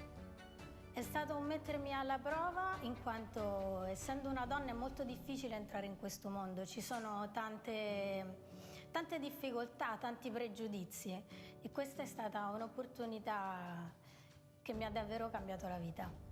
Essere artigiano per me è davvero bello perché partendo da dei materiali naturali e mettendo attenzione in ciò che faccio riesco a creare alla fine del mio lavoro un oggetto finito, bello esteticamente, che possa soddisfare le richieste di un cliente. Ogni scena che ho costruito era come un elemento a sé, aveva un segreto, aveva un particolare, aveva un dettaglio che ti faceva imparare qualcosa. Ogni scena me la porto dentro. Non solo il tirocinio di 6 mesi in un laboratorio, nel laboratorio di un professionista è un'esperienza che cambia completamente la tua visione del settore, ma anche la formazione ricevuta da Fondazione Cologni negli Atenei milanesi è stato qualcosa che sinceramente non mi aspettavo e ha sicuramente superato tutte quelle che erano le mie aspettative sull'esperienza.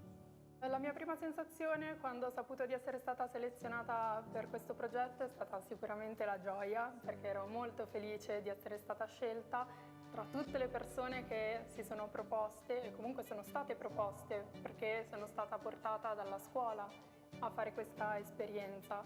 Vorrei ringraziare infinitamente la Fondazione Cologni di avermi dato questa possibilità perché so che sarebbe stato difficile farlo soltanto con le mie forze, soltanto con la mia volontà.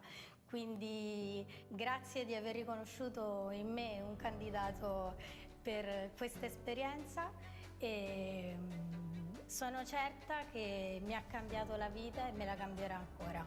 Del mio maestro vorrei parlarvene male, ma non ci riuscirei in nessun caso, sinceramente. Con lui ho stretto veramente un ottimo legame e si è rivelato non solo un ottimo professionista con cui collaborare, una delle persone con più influenza sulla mia vita in questo momento. Al mio maestro vorrei dire grazie per la fiducia che ha avuto in me e per avermi spronato a dare sempre di più, a non ascoltare i giudizi degli altri e avermi insegnato tutte le varie tecniche di come fare bene le cose, perché non le dimenticherò. Vorrei dire al mio maestro che lo ringrazio tantissimo per la sua disponibilità, è sempre stato molto gentile e super cordiale con me, mi ha seguito passo dopo passo nel mio percorso ed è sempre stato a mia disposizione qualunque cosa io avessi bisogno e devo ringraziarlo tanto per questo.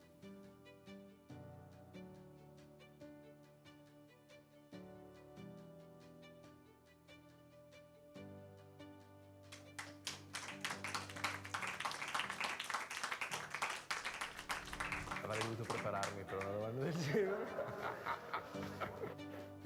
Sì, si fa quello che si può. Possiamo fermarci a questa? Scusate.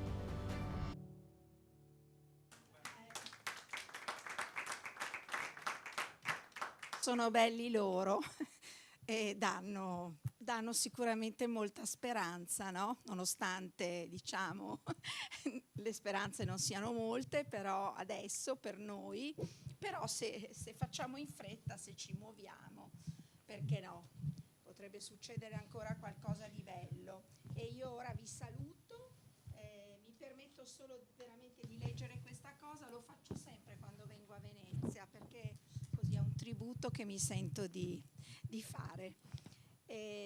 Cesare De Michelis scrive nella prefazione a questo nostro libro La regola del talento, dedicato alle scuole da cui dobbiamo partire necessariamente, e scrive queste parole per me indimenticabili: nell'artigianato si ripropone il ruolo dell'abilità e della perizia, la forza dell'esperienza. C'è forte il primato dell'individuo, lo stupore dell'aura, il mistero del bello, la felicità della competizione, il furore del confronto. C'è insomma l'addio al moderno, ai suoi poco umani valori e l'inizio di una nuova straordinaria avventura verso una meta sconosciuta. L'ho fatto con le mie mani, esattamente come l'avevo immaginato, ed è simile a tanti altri, ma anche un poco diverso, e in questa differenza c'è al tempo stesso il segno di un'autorialità riconquistata e di un'invenzione mai compiuta.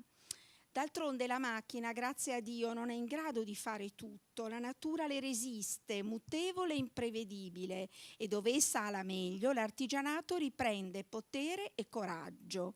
Non saper fare niente con le mani non è più l'aristocratica insegna dell'intellettuale moderno, ma il marchio di una sudditanza patita, di una servitù che dura, di una libertà non riconquistata.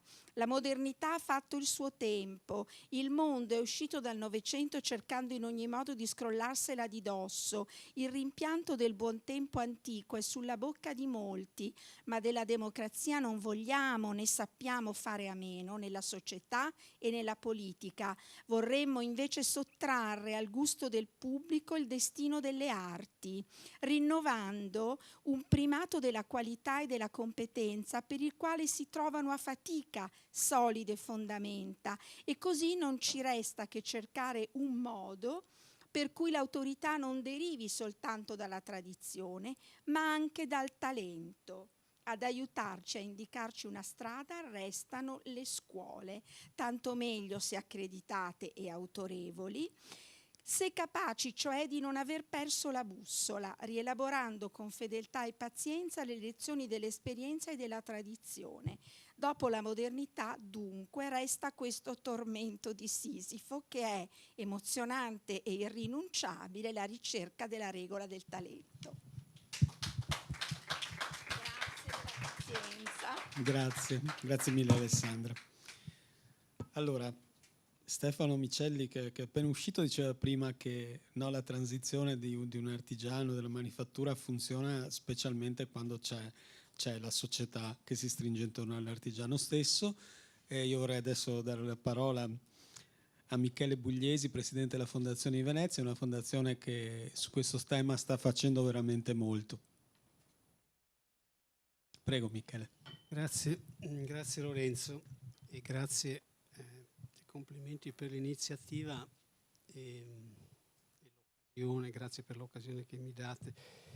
Sì, diciamo il punto di vista che porto io forse è un po', diciamo, periferale rispetto, cioè ortogonale rispetto a quello posto da chi mi ha preceduto, ma in qualche misura riprende alcuni dei punti che faceva l'assessore inizialmente, e poi però poi mi metto anche il cappello, diciamo, da ex rettore e due parole anche da professore e da professore, sì, e due considerazioni sul merito anche della formazione le pongo. Il punto che faccio è legato anche al titolo che mi è stato assegnato e che ho colto con favore, che è il ruolo della connessione tra artigianato e società. Allora parto da un punto che era l'ultima cosa che volevo dire, ma in realtà mi è funzionale perché riprende un po' quelle statistiche. Io non ho acquisito molto interessanti le statistiche del dottor Carbotti e anche di Stefano sia sul valore economico dell'artigianato e del Made in Italy, a cui quello che voglio portare come complemento, come elemento di riflessione, si affianca anche un valore sociale di rigenerazione. E lo dico citando un dato che riprende in qualche misura ed è totalmente coerente con quelli che abbiamo visto di declino, no? di numerico della dimensione del comparto, e che è interessante. Questo lo so, cioè lo riferisco solo a Venezia, ma non ho molti dubbi che sia ripetibile, sia un dato che si ripropone uguale in altre realtà, e che è la correlazione strettissima che c'è tra impresa artigiana e residenza. A Venezia, questo era uno studio che ho già citato, mi scuso per chi c'era, perché ripeterò molte di quelle cose a quella giornata da cui poi sono nate tante iniziative. Questo studio della Confartigianato, mi pare fosse loro a Rifaraffa, che insomma dà questa dimensione, da questa informazione su il calo della residenzialità, del numero di residenze veneziani negli ultimi 40 o 25 anni, e il parallelo calo dell'impresa artigiana. È impressionante come siano correlati da un rapporto 1 a 20, nella misura in cui ogni 1000 residenti ci sono sempre 20 imprese artigiane. A seconda è indipendente da quando Venezia aveva 150.000 abitanti a oggi che ne ha 50.000, ed è una discesa lineare, sono due linee che sono esattamente parallele. Allora è da questo dato che parto nelle mie considerazioni di artigianato e società, perché sì, è una riflessione che, diciamo, se parte da un presupposto che è quello che il Made in Italy ha un valore economico significativo, ne ha altrettanto, in quanto artigianato, un valore sociale molto, molto forte, nella capacità o nel potenziale che ha l'artigianato, dimostrato dai fatti, di essere un elemento di coesione sociale, sia per i lavori che offre, che sono un'alternativa, no, ai lavori insomma, di quello che oggi tutti parlano, la finanza, l'AI, la transizione energetica e quant'altro, perché che sono certamente lavori che tutti inseguono e che però si pongono su una dimensione diversa, molto più economico-finanziaria e molto meno legata alla vita delle città e dei luoghi. E questo è vero, è interessante, perché ci ho pensato più volte, anche in dibattiti in questa città così un po', no, bipolare, no, afflitta da problemi diversi, che però hanno forse un'unica, insomma, a cui cioè possiamo dare una soluzione uniforme. Abbiamo da un lato questa parte della città, la Venezia storica, che è caratterizzata da un'economia che è sempre più estrattiva, no? Turistica, dove alla fine si sfrutta il bene comune, il luogo, e la produzione viene sempre meno, c'è sempre solo servizio di produzione che viene fatta altrove. Perché quello con cui si riempie è il turista. Dall'altro è vero in generale di molte città dove si perde via via nei centri delle città la produzione, e il centro della città è un luogo dove si vende qualcosa se c'è capacità attrattiva da parte della città nel catalizzare l'interesse verso l'acquisto. Ma se guardiamo Mestre, per esempio, abbiamo un centro città che soffre anche da questa dimensione, perché c'è una cintura urbana dove si vende molto meglio, evidentemente, di quanto non si faccia in centro città. Allora, qual è un elemento una soluzione possibile a entrambi i problemi? È riportare la produzione dentro i luoghi, riportare la produzione e quindi la cultura materiale che, mi riallaccio a quello che si diceva all'inizio, produce attraverso ricerca, produce attraverso lavoro materiale, produce attraverso lavoro manuale, produce attraverso capacità di tradurre in prodotti un pensiero e un concetto di bellezza. Questa è una riflessione che non è nuova, certamente, però assume oggi una connotazione che dal punto di vista sociale mi sembra molto importante. Ecco, è con questo spirito che, tra l'altro, porta con sé appunto, questa idea che porta con sé un modello di economia, che è quell'economia dei good jobs di cui si parla, no, nel mondo, come i lavori che sono interessanti per chi li fa e fanno bene ai luoghi in cui si svolgono. Abbiamo questo elemento, l'elemento che viene insieme a questo, chi sono gli interpreti di quell'economia dei good jobs. Certamente non possiamo non portare a bordo le nuove generazioni e la formazione che deve riuscire a fare da collante tra questi due elementi.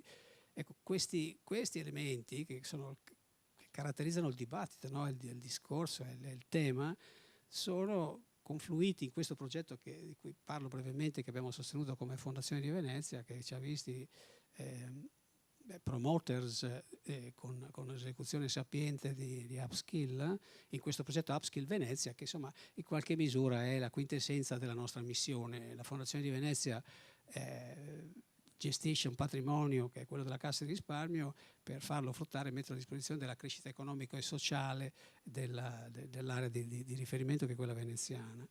promuovendo appunto l'economia, ma la formazione dei giovani, la crescita del capitale umano. Ecco, quel progetto richiama quasi tutte le keyword che erano state citate da Miotti inizialmente, perché ci sono i giovani, c'è il capitale umano, c'è la ricerca, perché c'è un tema di capacità di affrontare il tema in modo competente, c'è una narrazione nuova e c'è un'economia della bellezza che diciamo, viene realizzata attraverso il progetto.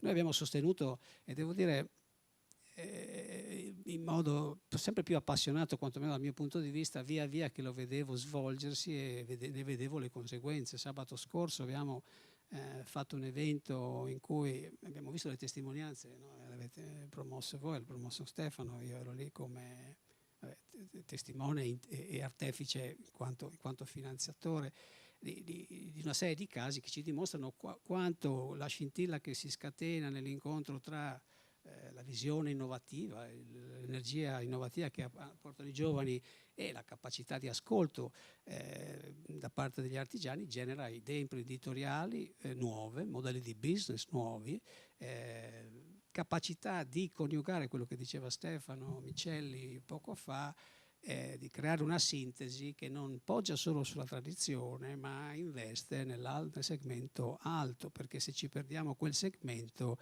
facciamo la fine delle suppellettili. Io credo che, di cui parlava l'assessore Donanzan all'inizio, io diciamo, come sa bene l'assessore Donanzan, sì, non è esattamente le mie corde il tema dell'italianità, eccetera, eccetera, però io credo che che noi dobbiamo riuscire a dare una risposta diversa ai fondi che vanno da lei a chiedere di comprare, perché dobbiamo essere, è quello che quel progetto vuole fare, e la nostra iniziativa nell'averlo sostenuto a quell'obiettivo, è di riportare quegli imprenditori nella loro capacità di competere in un mondo che non è quello che hanno vissuto, che li lega alla tradizione, ma che deve sapere interpretare quel mondo senza negare le proprie tradizioni, ma usando le tecnologie come fattori abilitanti di quella capacità di originalità di pensiero e di saper fare che ci caratterizza, ma che ahimè credo che sia destinata a non sopravvivere a lungo se non si sa reinterpretare nel contemporaneo. Ora noi abbiamo fatto 16 progetti, che è una cosa piccolissima, ma vado fiero del fatto che siamo stati anche i primi di un processo che poi ha coinvolto anche altri pezzi del mondo delle fondazioni bancarie e che abbiamo contribuito a promuovere, dimostrando che c'è un modello che funziona. Ora poi il tema di adesso è che cosa viene dopo, no? 16 esperimenti o anche 100 esperimenti con adesso 100 imprese, oltre 500-600 ragazzi coinvolti, 15 territori vado a mente e gli istituti tecnici coinvolti. Beh, c'è bisogno di scalare a questo punto. Allora, da un lato ringrazio e voglio dare un tributo qua all'assessore Donanzan, a Elena Donanzan, perché da quell'incontro e dalle varie discussioni che abbiamo avuto in questi ultimi mesi c'è stato un segnale forte, un segnale che era quello che io auspicavo quando abbiamo cominciato il progetto, di accendere una fiammella perché questa poi venga adottata, venga replicata, e il bando Icona e i bandi che spero potranno venire anche sul conto delle esperienze che ci saranno, il bando Icona a cui abbiamo partecipato e che sosteniamo. È importante questo, perché se le istituzioni salgono a bordo, le politiche di sviluppo le devono fare le istituzioni, ed è questo un modo egregio dal mio punto di vista per farlo, e appunto do atto della capacità di ascolto e di sintesi poi autonoma evidentemente dell'assessorato e della regione, dell'assessore in prima persona, nel tradurre una discussione in un bando che però a questo punto io spero che si possa replicare anche oltre il perimetro, sia qui in una dimensione ancora più ampia, e poi anche a livello nazionale dove questo sia possibile. Per quanto posso, porto questa suggestione, questa sollecitazione all'assessore a farsi interprete presso persone a cui lei è vicinissima, al Ministero, il Ministro D'Urso in prima persona, perché nell'ambito di quell'iniziativa si possa considerare uno sforzo che ha una dimensione che sia funzionale a rispondere a quella linea di caduta che ci ha fatto passare da 465.000 imprese a 314. Allora lì mi metto un po' il cappello da professore e dico due cose. Uno, che il video e l'iniziativa della Fondazione Cologni sono meravigliose, per come sono ideate e per i risultati che hanno avuto, ma io credo che dobbiamo pensare che se vogliamo scalare la dimensione per cui questa cosa fa la differenza, dobbiamo riuscire a intercettare anche segmenti, diciamo, meno elevati, meno speciali, meno particolari e più ripetibili. E quindi dobbiamo riuscire a intercettare non solo l'alto artigianato, il maestro, ma riuscire a far uscire dalla comfort zone l'artigiano quadratico medio, fatemi dire, e lo studente quadratico medio, ed è un'impresa non è facile. Allora, ecco, poi io vedo che quanti sono gli imprenditori che dicono che bisogna cambiare i modelli di formazione? Tanti, no? Ecco, su questo lasciatemi dire, fatemi fare, io non sono corporativo, chi mi conosce lo sa, però una richiesta di cautela nelle richieste degli imprenditori la farei, perché noi abbiamo ricevuto, e lo riceviamo quotidianamente, richieste di cambiare i modelli di formazione. Ora, magari abbiamo tanti difetti, ma un'idea su come fare la formazione continuiamo ad averla. e quindi vi dico una cosa così personale. Io mi sono laureato a Pisa in informatica nel 1986, avendo messo le mani su una tastiera 3 volte, oltre quelle, escludo quelle che mi hanno fatto scrivere la tesi, ma per scrivere un programma, ok?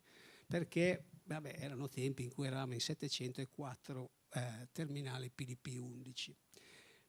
Però sono 40 anni che lavoro in quel settore lì, non ho fatto solo il professore universitario, ho fatto tante cose, incluso ho lavorato, ho scritto tanto codice, perché quello che mi è stato insegnato era funzionale. Ora oggi c'è la formazione continua, ma sappiamo tutti che le cose che si imparano da un certo punto della vita persistono molto di più di quelle che si imparano dopo. Io insegno cose che devo ristudiare ogni altro momento, perché sono le ultime che ho imparato, mentre quelle che ho imparato 20 anni fa le so, così ce l'ho proprio nel DNA. Ecco, allora noi dobbiamo stare attenti nel momento in cui cambiamo i contenuti della formazione, perché lo scopo della formazione non è inseguire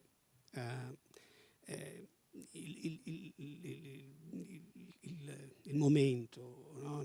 Dobbiamo guardare la formazione in una prospettiva di lungo termine, quindi dobbiamo dare metodi generali che siano capaci poi di adattarsi alle sollecitazioni. Quindi, se devo dire, secondo me più che cambiare i contenuti, dobbiamo cambiare il modo in cui insegniamo. Questo sicuramente, perché non possiamo insegnare come stiamo ancora di fatto insegnando e come comunque abbiamo insegnato per tanto tempo.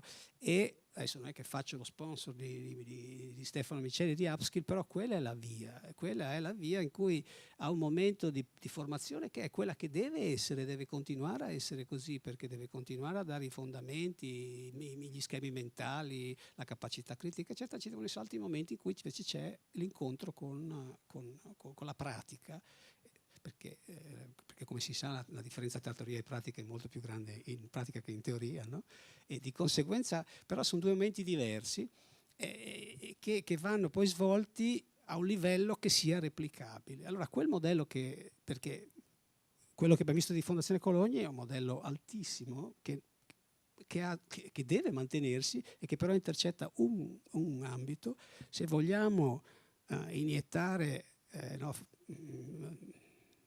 capacità di sopravvivenza e di energia in un mondo a una scala più ampia, dobbiamo riuscire a farlo in modo sistematizzato, codificato ed efficace. Ora, quella sperimentazione che è stata fatta da Upskill e da tanti altri esempi che abbiamo fatto anche a Ca' Foscari si dimostra efficace.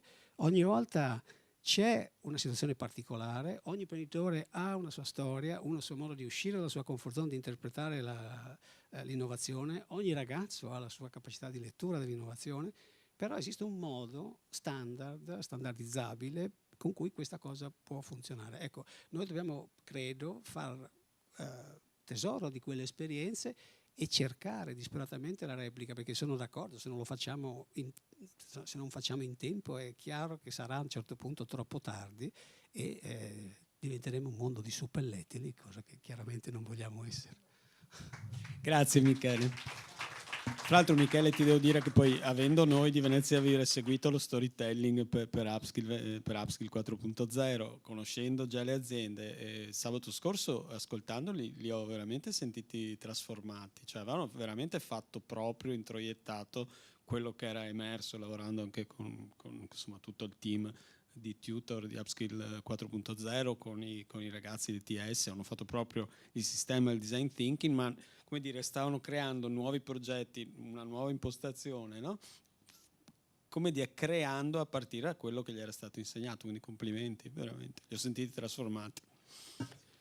Allora, qui avrebbe dovuto essere qui Michela Babini della fondazione The Place of Wonders, che non può essere qui, quindi presenterò io un progetto che fra l'altro curiamo noi. La fondazione The Place of Wonders è una fondazione che ha sede a Firenze di una famiglia italiana che ha 3 alberghi, uno è il Londra Palace, conoscete tutti, a Venezia, un altro è The Place a Firenze e l'ultimo è Borgo dei Conti in Umbria. Allora, loro già a Firenze pagano delle borse di studio per gli orafi, è una fondazione giovane, per questa famiglia ha sentito il bisogno e il desiderio di restituire alle varie comunità in cui opera. E sono ovviamente tramite il direttore dell'hotel, che è il nostro caro amico, che è molto, anche lui lavora, tutto l'hotel Londra è stato restaurato da artigiani, c'è per esempio, ci sono tessuti Bevilacqua, molti artigiani anche del legno, eccetera, collaborano da anni anche loro per restituire anche alla città dove guadagnano. Mi ha chiesto cosa si poteva fare, ci ha chiesto anzi cosa si poteva fare a riguardo. E l'idea che è nata si chiama Mano a Mano, è un progetto che ha 2 linee. Da una parte c'è una borsa di studio di 150 ore legata alla perla a lume di vetro di Murano.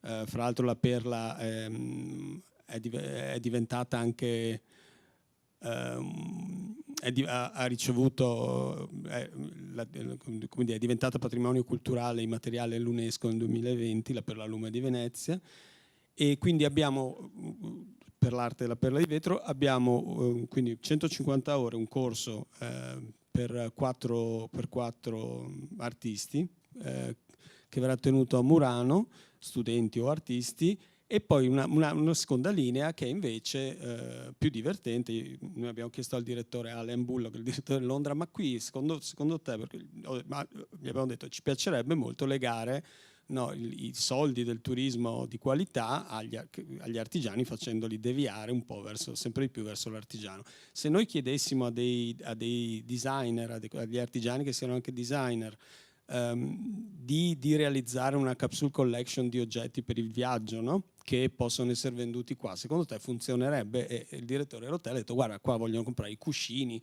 quindi secondo me sì.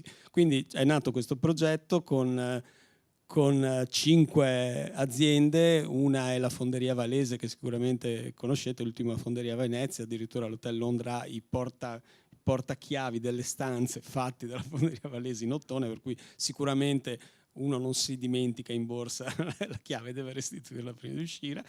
Poi c'è la tessitura Luigi Bevilacqua, che tutti conoscete sul Canal Grande, però abbiamo chiesto a Giulia Bevilacqua, che è la figlia di Rodolfo, presidente, che è una designer, che è 30enne, di disegnare lei un oggetto.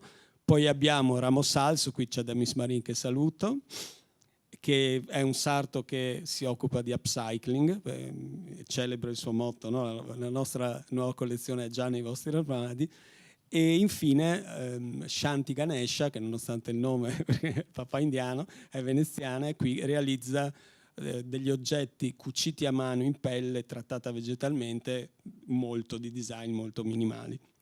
E infine abbiamo 2 istituzioni che sono Alessia Fuga e Marisa Convento. Alessia Fuga è una designer della Perla Lume che fa oggetti contemporanei, e Marisa Convento è una creatrice di gioielli in vetro, un'assemblatrice, ma anche lei, forse la Impiraressa, no? Infilaperle veneziana più famosa. E quindi noi al prossimo anno, a marzo, presenteremo una capsule collection che è sia da questi maestri, se volete, designer, ma anche dei giovani, degli studenti che hanno terminato il percorso. E su questo vorrei farvi vedere un breve video.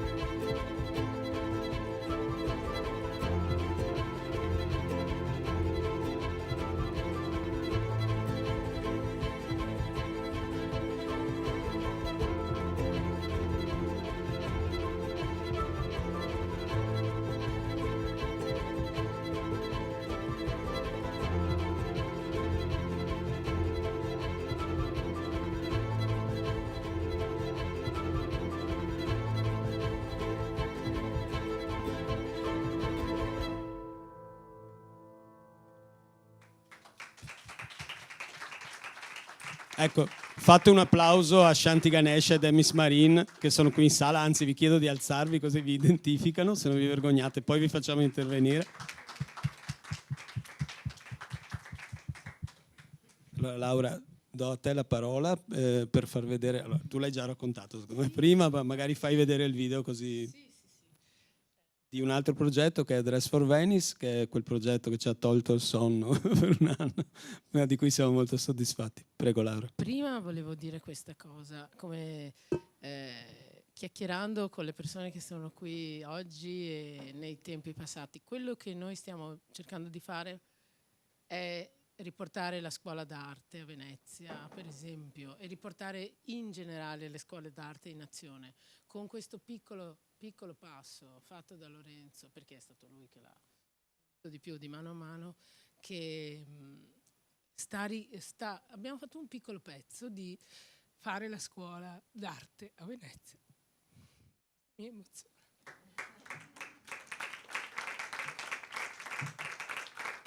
E quindi grazie se... Quando Laura si commuove so che ho avuto una buona idea, quindi se no si arrabbia. No, perché la scuola d'arte dei Carmini, abitavo sopra, vedevo cos'era una volta, quindi tornerà. Il video, grazie. Il video di Dress for Venice, per favore.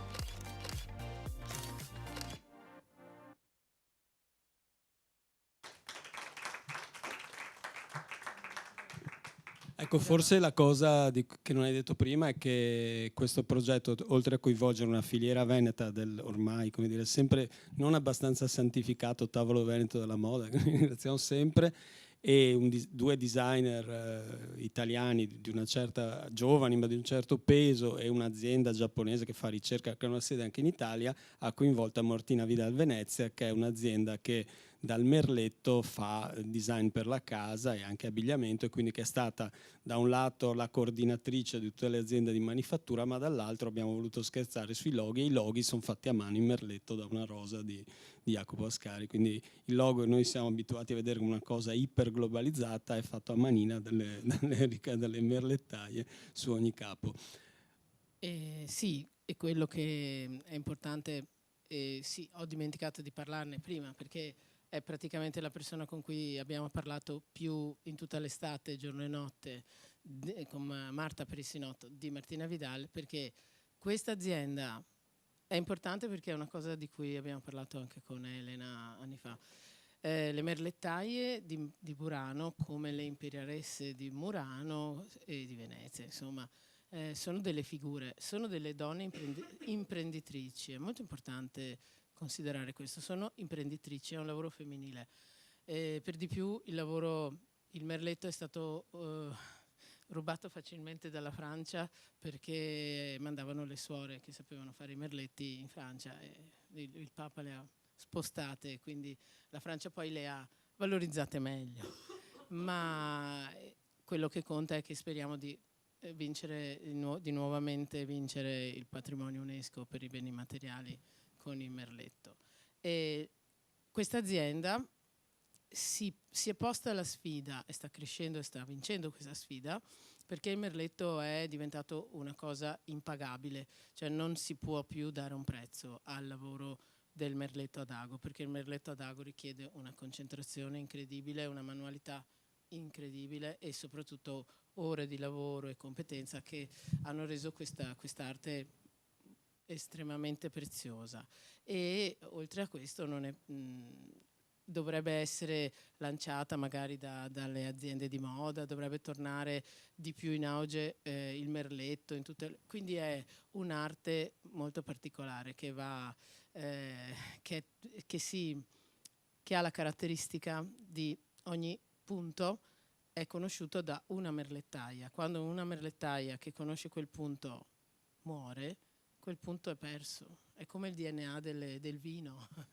Una volta perso quel DNA, quel vino è perduto, e anche una volta persa quel punto non lo sa fare più nessuno, e una macchina non la può rifare questa cosa. E quindi questa azienda molto, molto coraggiosamente mette il merletto in vari oggetti per la casa, biancheria, eccetera, lo mette magari più piccolo in un oggetto più grande, in modo da poter essere venduto con un prezzo accettabile. Però questa volta questa azienda ha preso la sfida di produrre una collezione di moda, quindi anche questo è un imprenditori coraggiosi che hanno scelto di mettere in moto un settore nuovo per loro, perché ora stanno mettendo in produzione una collezione di moda completamente diversa, che è artigianale in un modo differente. Ecco, grazie. Quindi grazie. Ok, allora continuiamo. Darei la parola a Federica Rossi, che è il curatore del Museo della Calzatura e Villa Foscarini Rossi.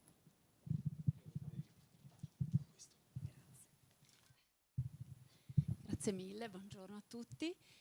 Io non so se voi ci conoscete, allora ho approfittato per mostrarvi un video molto molto veloce della nostra struttura. Se lo potete far partire. Ecco, Questa è la nostra struttura, si trova all'interno di un complesso architettonico seicentesco sulle rive del fiume Brenta, a Stra, vicino a Villa Pisani.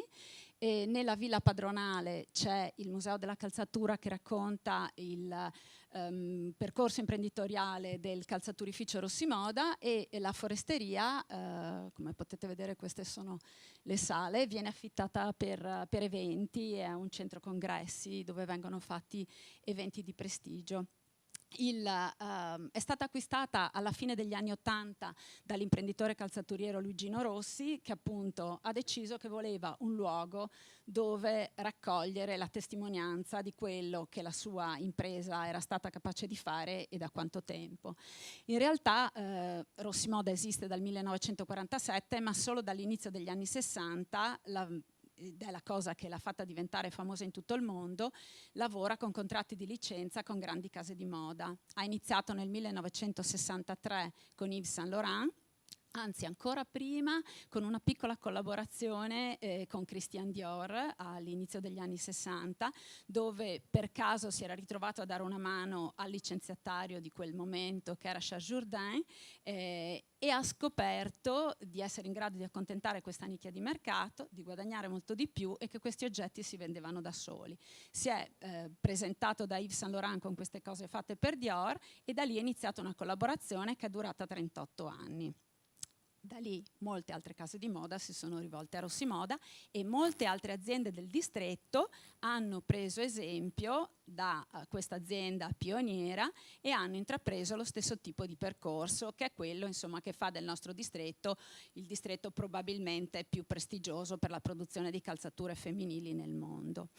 E Luigino Rossi ha voluto, ecco qui vedete le stanze del nostro museo, ha voluto che la Villa Foscarini diventasse il luogo dove raccontare tutto questo. Esiste dal 1993 e oltre ad essere il salotto buono dell'azienda, dove vengono portati gli ospiti importanti, che sono non solo i buyer delle grandi catene e i negozianti importanti, ma soprattutto i proprietari delle licenze, che sono le persone che devono avere una tale fiducia nella nostra manifattura da affidarci il loro nome. Adesso abbiamo cercato di dargli un senso diverso, soprattutto dal 2003, da quando è stata acquisita dal gruppo LVMH. Il gruppo ci tiene particolarmente che questo luogo diventi il suo modo per radicarsi nel territorio, non solo raccontando l'attività di Rossimoda e il saper fare dei suoi artigiani, ma anche un po' di rappresentare, anche se siamo un museo d'impresa, in realtà siamo l'unico museo nel territorio, quindi sentiamo un pochino la responsabilità di rappresentare tutte le maestranze della nostra area, e quindi e soprattutto quelle delle altre manifatture del gruppo che operano nel nostro territorio. Noi sentiamo da sempre la responsabilità di trasferire la tradizione, il giacimento storico della nostra azienda alle nuove generazioni e alla gente e alla nostra comunità. Lo facciamo attraverso laboratori didattici, visite guidate, rivolte a ragazzi di tutte le età. Partiamo veramente dai bambini dell'asilo con le fiabe animate fino ai ragazzi delle scuole superiori, dei corsi universitari, soprattutto alle scuole di moda. Naturalmente la nostra collaborazione preferita è con il Politecnico Calzaturiero, che è la scuola di modellisti che abbiamo in Riviera del Brenta, con cui c'è un rapporto continuativo e di grande e di crescita reciproca. A questo riguardo, proprio pensando al tema della giornata, ci tenevo a raccontare un progetto che è partito dall'anno scorso, in cui collaboriamo noi, le scuole, l'ITS Cosmo del Politecnico Calzaturiero, quindi i ragazzi che seguono il corso di coordinamento stile, e i musei civici veneziani. Devo raccontare con un po' di stizza che l'idea è venuta a Musei Impresa, l'associazione dei musei d'impresa di cui facciamo parte, per cui insomma peccato che una collaborazione che in realtà c'era già da anni, un'amicizia, e poi sia stato qualcun altro dall'esterno, però forse succede così, no? Sono gli altri che ci sanno guardare con occhi diversi e si rendono conto tante volte di potenzialità che noi non siamo capaci di esprimere. Con loro abbiamo messo in piedi un progetto che si ripeterà tutti gli anni, in cui collabora Politecnico Calzaturiero, Museo della Calzatura e quindi la Manifattura Rossimoda con il proprio archivio e con la propria esposizione museale, e Musei Civici Veneziani, quindi la cultura più istituzionale con la manifattura e con la formazione. Cerchiamo di creare dei percorsi ad hoc ogni anno, differenziandoli, in cui i ragazzi attingono ai nostri giacimenti storici, sia quelli del museo, dell'archivio digitale. Non vi ho detto che nel museo sono esposti 1350 modelli di calzature femminili, ma che noi abbiamo un archivio digitalizzato su cui lavoriamo dal 2009 che ne conta al momento 17.798 per la precisione, 17.798. Infatti dico, archiviamo ste altre due che arriviamo, che ci mettiamo l'8 davanti. E hanno appunto, cercando dei temi diversi, che hanno lo scopo di stimolare i ragazzi a creare cose nuove, avendo però come modello le cose del passato. Noi ci teniamo tantissimo, cioè è vero che bisogna fare cose nuove, non bisogna essere troppo legati alla tradizione, ma la tradizione e i modelli del passato creano degli archetipi nella nostra testa, ed è il motivo per cui tutti questi oggetti si trovano all'interno di una villa veneta, perché vogliamo proprio che sia evidente il legame con il territorio. Il fatto che intorno a noi ci siano delle architetture di un certo tipo, con un certo tipo di equilibrio, di senso dell'armonia e di senso delle proporzioni, crea dentro la nostra testa dei modelli che poi noi andiamo a ripetere qualunque cosa andiamo a fare, che sia una vite, come dicevate. Io lo dico sempre della vite, mi ha fatto molto piacere sentire che facevate l'esempio della filettatura, o una calzatura. E probabilmente è proprio per questo che distretti della calzatura ce ne sono in tutto il mondo, ma il nostro è diverso da tutti gli altri, no? E questa cosa qui ha permesso anche a noi, cioè non è solo costruttiva per questi ragazzi, che devo dire, come dicevate prima, sono entrati in un modo e sono usciti in un altro, perché non è che hanno fatto solo una visita dentro i nostri depositi e nelle nostre esposizioni, li abbiamo seguiti nel corso dell'anno con un progetto che ha portato alla fine dell'anno ai lavori di fine corso, ispirati alle nostre collezioni. Abbiamo proprio visto che si sono sentiti valorizzati dall'esperienza fatta. E questa cosa ha cambiato un po' anche noi, perché il fatto di dover ogni anno inventarci un nuovo modo di raccontarci ci ha fatto anche rendere conto che ci sono altri modi in cui le nostre altri contenuti che i nostri oggetti hanno e di cui non ci eravamo mai resi conto, e anche questo è molto bello. Un altro progetto che trovo molto interessante e che è molto attinente con il nostro ruolo e la formazione e il passaggio della conoscenza alle nuove generazioni è la mano che stiamo dando all'IME, che è l'Istituto dei Mestieri d'Eccellenza, che il gruppo LVMH ha messo in piedi. È un'iniziativa che promuove dei corsi. Noi seguiamo ovviamente quelli che vengono fatti in Italia, loro hanno sede a Firenze, ma ne fanno molti nel Veneto, ne fanno uno relativo all'occhialeria, ne fanno un paio relativi alla manifattura calzaturiera, uno per l'hotellerie e un altro, peraltro in collaborazione con Ca' Foscari, per le figure degli store manager. E noi gli diamo una mano a promuoverli, a cercare ragazzi. spazi. In questo senso utilizziamo altri eventi che hanno una certa visibilità, come le Journées Particulières, che è un weekend che viene fatto ogni 2 anni dalle aziende del gruppo, dove vengono aperte le porte delle manifatture, o Apriti Moda, e l'abbiamo avuto proprio domenica scorsa, quindi siamo freschi, e noi cerchiamo di avere un po' il ruolo di anello di congiunzione tra le varie manifatture e l'IME.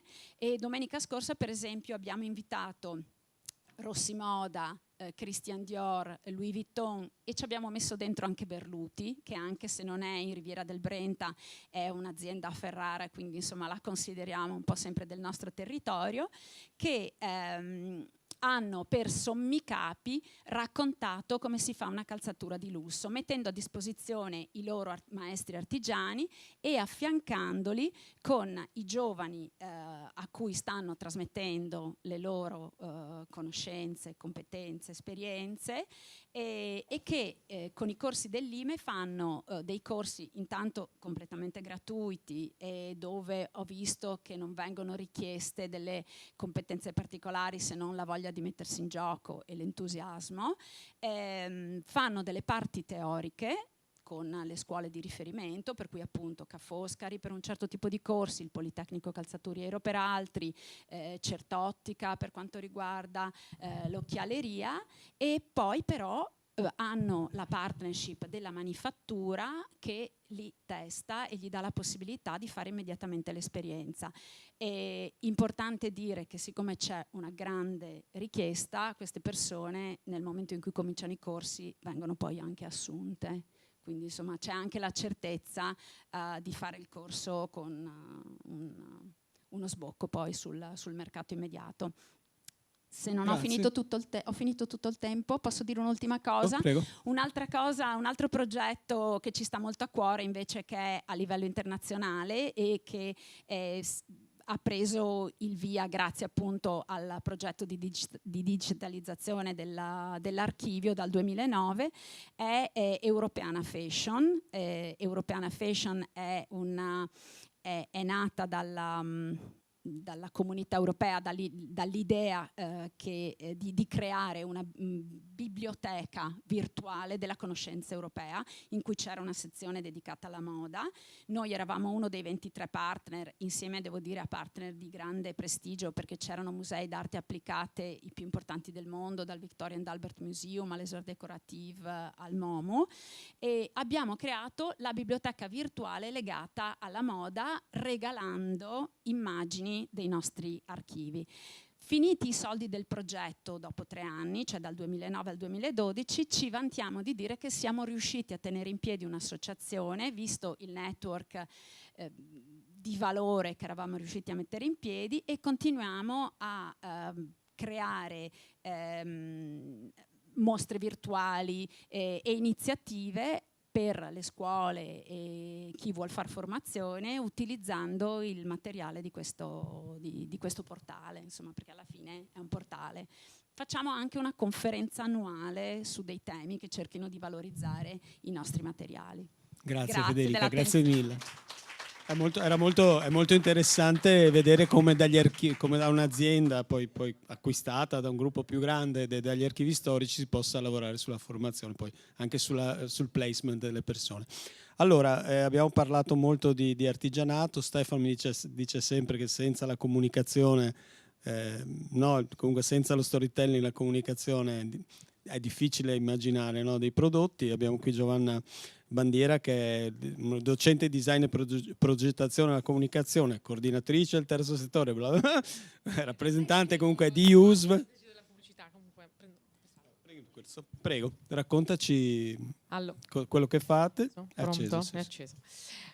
Allora, siamo in fine serata, sono stata molto contenta di ascoltare questi interventi e mi sono domandata, ma io come comunicazione e come USV cosa ci faccio? Poi mi sono appuntata delle cose. Vabbè, allora Laura mi aveva chiesto, io avevo chiesto se serviva delle slide, mi aveva detto di no, poi ieri sera mi manda un messaggio. Io adesso in realtà sono delle slide che utilizzo per gli open day degli studenti, quindi cioè, è solo una traccia, ma anzi forse non so se servirà. Riflettendo l'idea geniale ancora nel 1700 di Don Bosco era stata quella proprio di offrire il saper fare, no, agli studenti. Quindi quello che facciamo e cerchiamo di fare come università è quella di non dare solo il piano conoscitivo, che ovviamente è la cultura che è fondamentale, ma poter offrire anche delle vere e proprie competenze, delle abilità. E nel mondo della comunicazione è assolutamente fondamentale. Tra l'altro, vabbè, giusto per dare il contesto, no, IUSV ha 3 dipartimenti, una è di psicologia, una di pedagogia e una di comunicazione. E diciamo che lo stile è lo stesso, nel senso che siamo abbastanza riconosciuti per il fatto che i nostri studenti escono in generale con delle soft skill che sono molto richieste oggi, cioè la capacità di stare un po' a sto mondo. Loro fanno molti laboratori dove devono lavorare in gruppi e quindi vedersela con gli altri, smussare un po' gli spigoli, organizzarsi, appunto tutta una serie di competenze che sono anche del saper fare, organizzazione, impresa, no? E questo ci porta anche a dover continuamente interagire. Per noi è fondamentale interagire col territorio, col mondo delle professioni. I nostri docenti sono, per la metà vengono da ambiti accademici, per la metà sono professionisti, insomma, che vengono dalla professione. Ecco, rispetto a questo tema dell'artigianalità, tra l'altro, quello che ci piace dire agli studenti è che la comunicazione è sartoriale, nel senso che devi molto entrare, saper ascoltare chi hai davanti, la realtà che devi raccontare, e vuol dire ogni volta essere capace di essere curiosi, di capire, di ascoltare e rispetto ai diversi ambiti, alle diverse discipline, avere una curiosità e una flessibilità. Quindi offriamo dei percorsi che, se magari vado avanti, che hanno il piano della conoscenza, questo l'ho già detto. Quello che volevo dire era l'approccio, per esempio, alla comunicazione, e lo ricollegavo un po' a aspetti che sono venuti fuori anche nell'artigianalità, nel recupero della tradizione, è quella anche di avere una certa etica, una deontologia professionale. Oggi tutto si comunica, ma sappiamo benissimo che si può comunicare in tanti modi, e quindi noi, i nostri studenti hanno tutto un piano formativo che è più sul piano delle competenze umanistiche, chiamiamole, per cui devono sapere, hanno esami di filosofia, di sociologia, di semiotica, di pedagogia, di psicologia, perché ovviamente non basta sapere come comunicare, ma anche che cosa, e appunto sempre con un'attenzione a un piano antropologico, cioè che tipo di uomo e di donna vogliamo veicolare e siamo, che cosa siamo, quindi professionista che non è un professionista solo ma anche una persona, no?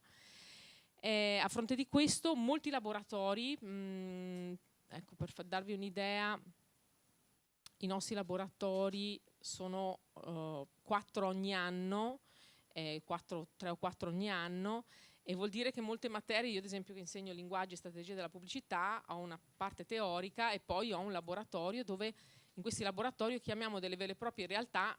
Il prossimo che farò a novembre, a fine novembre, dicembre, sarà proprio con la realtà del Fashion Week, con dei veri e propri progetti per cui i ragazzi si cimentano e simulano, realizzano fino alla realizzazione concreta di progetti.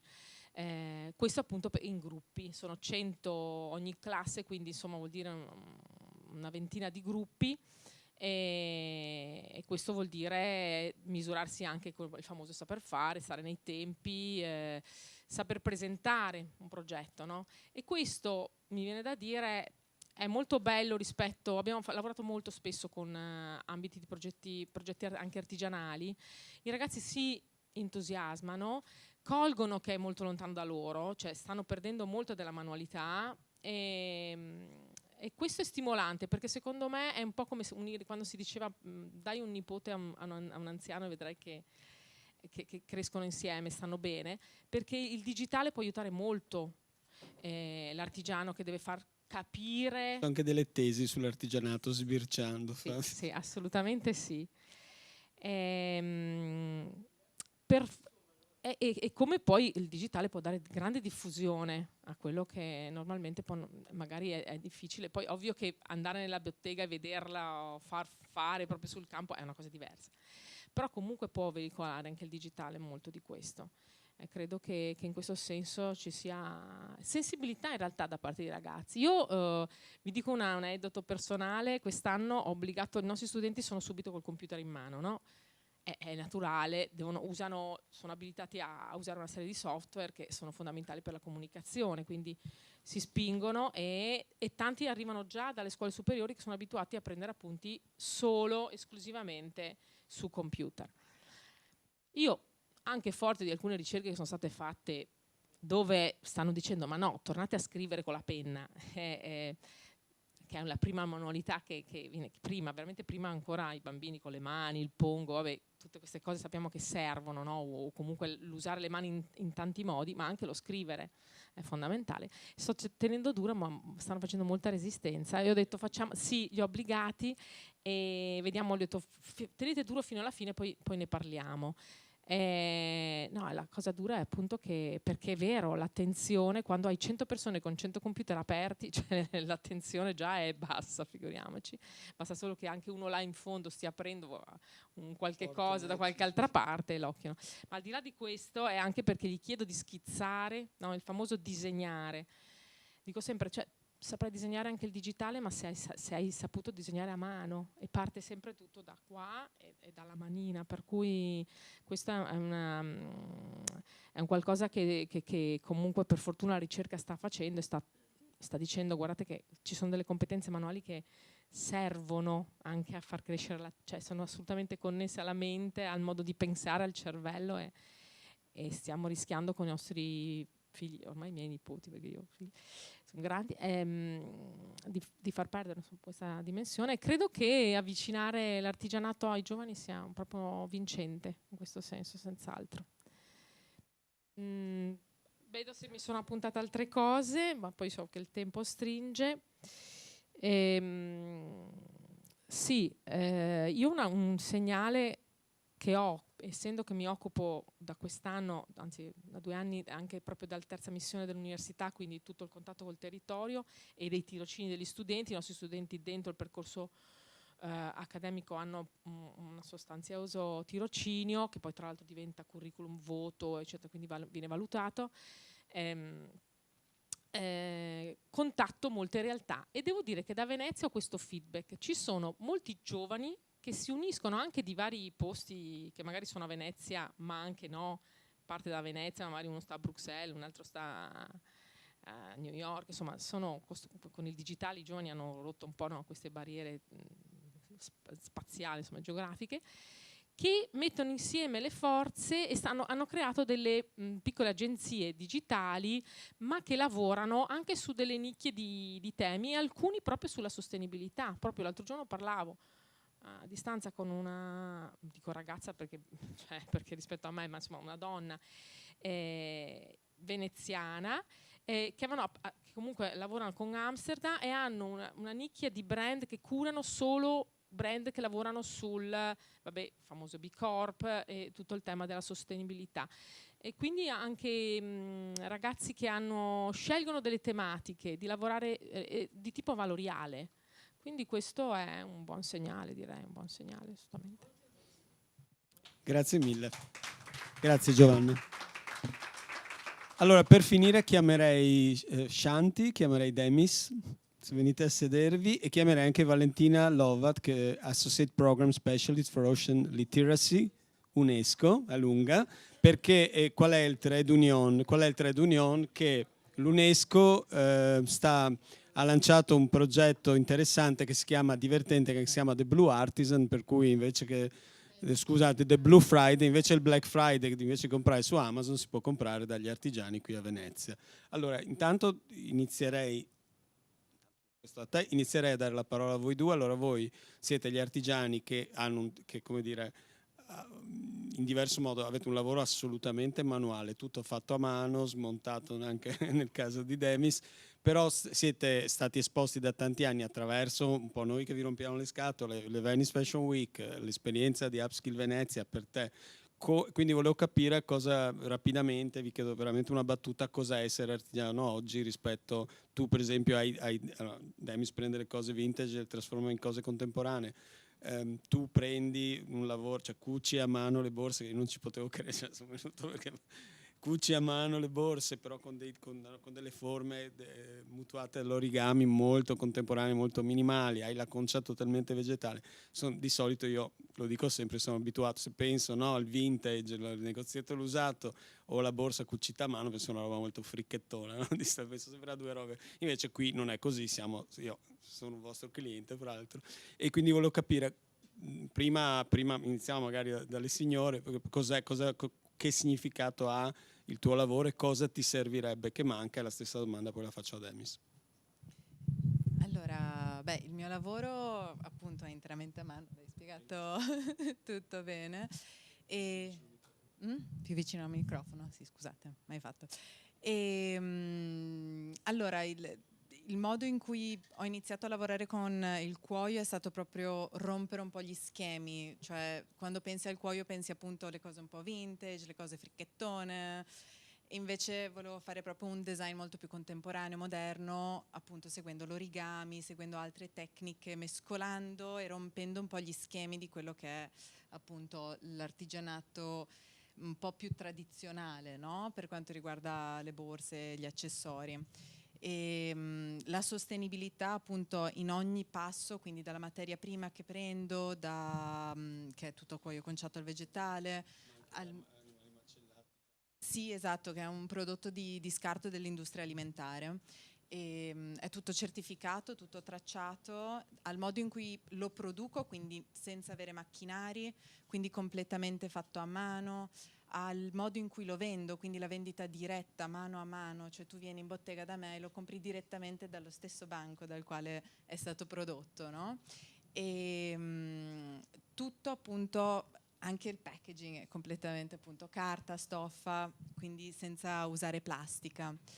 E per quanto riguarda appunto l'essere artigiani oggi, c'è molto social media e quindi quello, per esempio, pur essendo giovane, per me è un po' difficile in realtà starci un po' dietro. Però sì, volevi che dicessi altro? Sì, quello che ti manca, sì, la parte social media, come ricordo che dice che a te non piace. Tanto. Sì. Okay. È come un altro lavoro fondamentalmente. Volentieri, guarda. Perfetto, volentierissimo.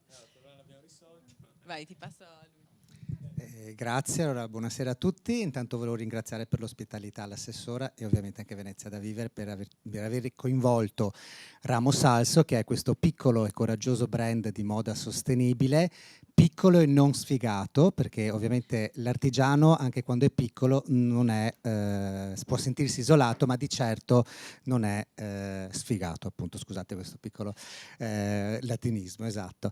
Allora, cosa manca all'artigiano oggi? Qui potrei dire tantissime cose, di certo però quello che posso dire io è che l'artigiano è una persona che è abituata per qualche modo a vedere oltre. Questo significa che vede nella materia che lavora qualcosa che poi verrà qualcos'altro, ma anche la possibilità di vedere forse una nuova forma di proposta. Poi deve essere aiutato dalle istituzioni, dalle scuole, da chi magari ha le conoscenze per portarlo avanti nella sua strada. Faccio un piccolo esempio. Io ovviamente, parlando di me stesso, mi occupo di questa tecnica che si chiama upcycling, che altro non è che riprogettare qualcosa che sembra che non serva più, declinato nel mio caso all'abbigliamento. Quello che io un po' ne vado orgoglioso del tipo di... funziona, ma vabbè. Devo tenervi... ok. Vado orgoglioso del tipo di lavoro che faccio, è l'idea di non vendere dei capi già fatti, ma di chiedere a voi di portare i vostri capi dentro la mia bottega affinché io li possa trasformare. Questo servizio si chiama Only for You ed è stato poi appoggiato da Upskill, che mi ha aiutato a rivedere e continuerà, spero, a farlo, a rivedere questo mio modo di lavorare, affinché sostenibilità voglia dire anche ridurre la filiera dell'acquisto. Quindi la moda ha tutto questo tema legato all'overproduzione. Io chiedo a tutti semplicemente: portatemi i vostri capi, che in qualche modo li possiamo reinterpretare, quindi limitiamo un po' la filiera. Questo ne vado un po' fiero, perché è un po' un modo di vedere un nuovo, anche se microscopico, modello di business. Quindi io non progetto una cosa nuova che rivendo, ma chiedo a te di portarmi quello che hai già e di vivere l'esperienza di un servizio su misura, di rinnovare il ricordo che quell'oggetto ha per te e soprattutto mantiene un'economia locale, perché questo, e Ramo Salso ha due realtà: la realtà di Rialto, che è in centro storico come piccola boutique di vendita, e poi ha la realtà di Mestre come unità produttiva. E in questo senso, appunto, chiedo alle persone di portarmi questi capi affinché possano essere rinnovati. In questo modo le persone fanno vivere una realtà economica del luogo, e Ramo Salso sta diventando, in questo anno e mezzo di presenza a Venezia, un punto di riferimento per i residenti, per tutto quel mondo della grande rimessa a modello, che può essere dalla grande trasformazione alla semplicemente al mantenimento del proprio capo. Quindi soddisfa un'esigenza, mantiene una realtà economica del centro storico, e insomma in tutto questo siamo tutti ben che felici, perché voglio dire, mi permettono di fare fatturato, perché il motivo per cui è nata anche l'idea di fare questo tipo di servizio, oltre ovviamente alla vendita anche di altri articoli che propongo come marchio Ramo Salso, è quello che una realtà artigianale, grande e piccola che sia, ogni mese deve fatturare, e quindi come potevo collegare la sostenibilità con la fatturazione della mia attività, dicendo: portatemi i vostri capi che io li trasformo. Questa è un po' la sintesi di quello che fa Ramo Salso. Valentina, se ci vuoi brevemente raccontare questo progetto del Blue Friday, che mi sembra molto, molto bello, e fra l'altro sta anche come dire, sia Shanti che Demis lentamente stanno spostando l'orientamento dei veneziani all'acquisto. Anche questo progetto mi sembra che stia un po' poco alla volta modificando delle abitudini. Prego. Sì, allora certamente. Allora, sono qui, appunto, rappresento l'UNESCO, quindi un ente internazionale che lavora in tutto il mondo. Una delle sedi UNESCO è proprio qui a Venezia, e per questo motivo molti progetti vengono avviati in questa città. Anche perché, come noi spesso lo diciamo, quello che succede a Venezia poi dà la possibilità di avere un riscontro a livello globale. Quindi in collaborazione proprio con Venezia da Vivere, l'anno scorso abbiamo avviato la prima edizione di questo Blue Friday. Perché è nato il Blue Friday? Il Blue Friday è nato proprio in contrapposizione a quello che è il famoso, ormai famoso purtroppo, Black Friday, ovvero una giornata di grandi scontistiche a livello internazionale, globale, per promuovere gli acquisti. Quello che vuole fare il Blue Friday è creare più una consapevolezza riguardo all'acquisto, perché purtroppo circa l'80% dei prodotti che noi compriamo li utilizziamo o una volta o non li utilizziamo proprio e vengono gettati in cestino.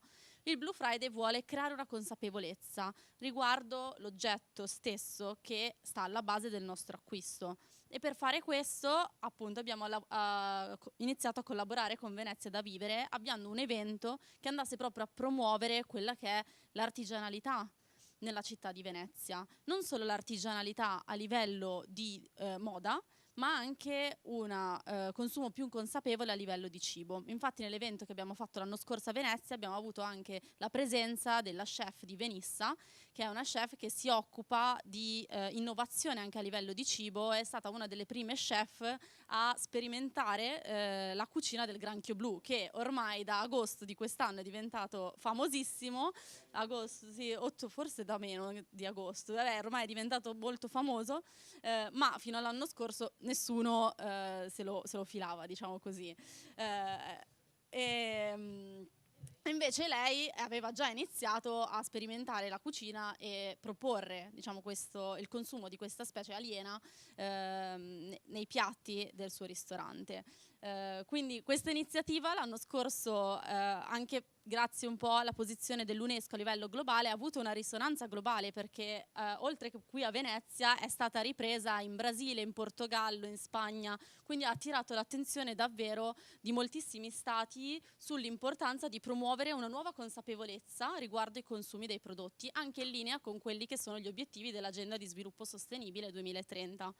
E proprio grazie al successo di questa iniziativa dell'anno scorso abbiamo deciso di replicarlo anche quest'anno, quindi questo 24 novembre, giornata del Blue Friday, vi aspettiamo assieme a Venezia da Vivere all'Hotel Cadidio, dove stiamo organizzando un'agenda di incontri che dobbiamo in realtà ancora da definire. Il programma ufficiale uscirà prossimamente nei nostri canali. Quindi diciamo che questa è stata l'anno scorso è stato l'inizio di una bella collaborazione che sta andando avanti e ci ha permesso anche di portare le persone proprio a visitare gli atelier, perché ricordo che durante una delle giornate del Blue Friday è stato organizzato proprio un tour degli atelier e sono stati visitati anche i vostri atelier, e sono stati visitati sia dalle persone che hanno partecipato alla giornata del Blue Friday, ma anche a dei giovani ragazzi che in quelle giornate, sempre con l'UNESCO, stavano partecipando a un evento volto proprio alla creazione di un network di giovani per lavorare sulla sostenibilità, ma anche e soprattutto allo sviluppo delle soft skills, che sono fondamentali nel mondo del lavoro. Quindi c'è stata questa bella sinergia che continua quest'anno, il 24 novembre. Grazie. Grazie a voi.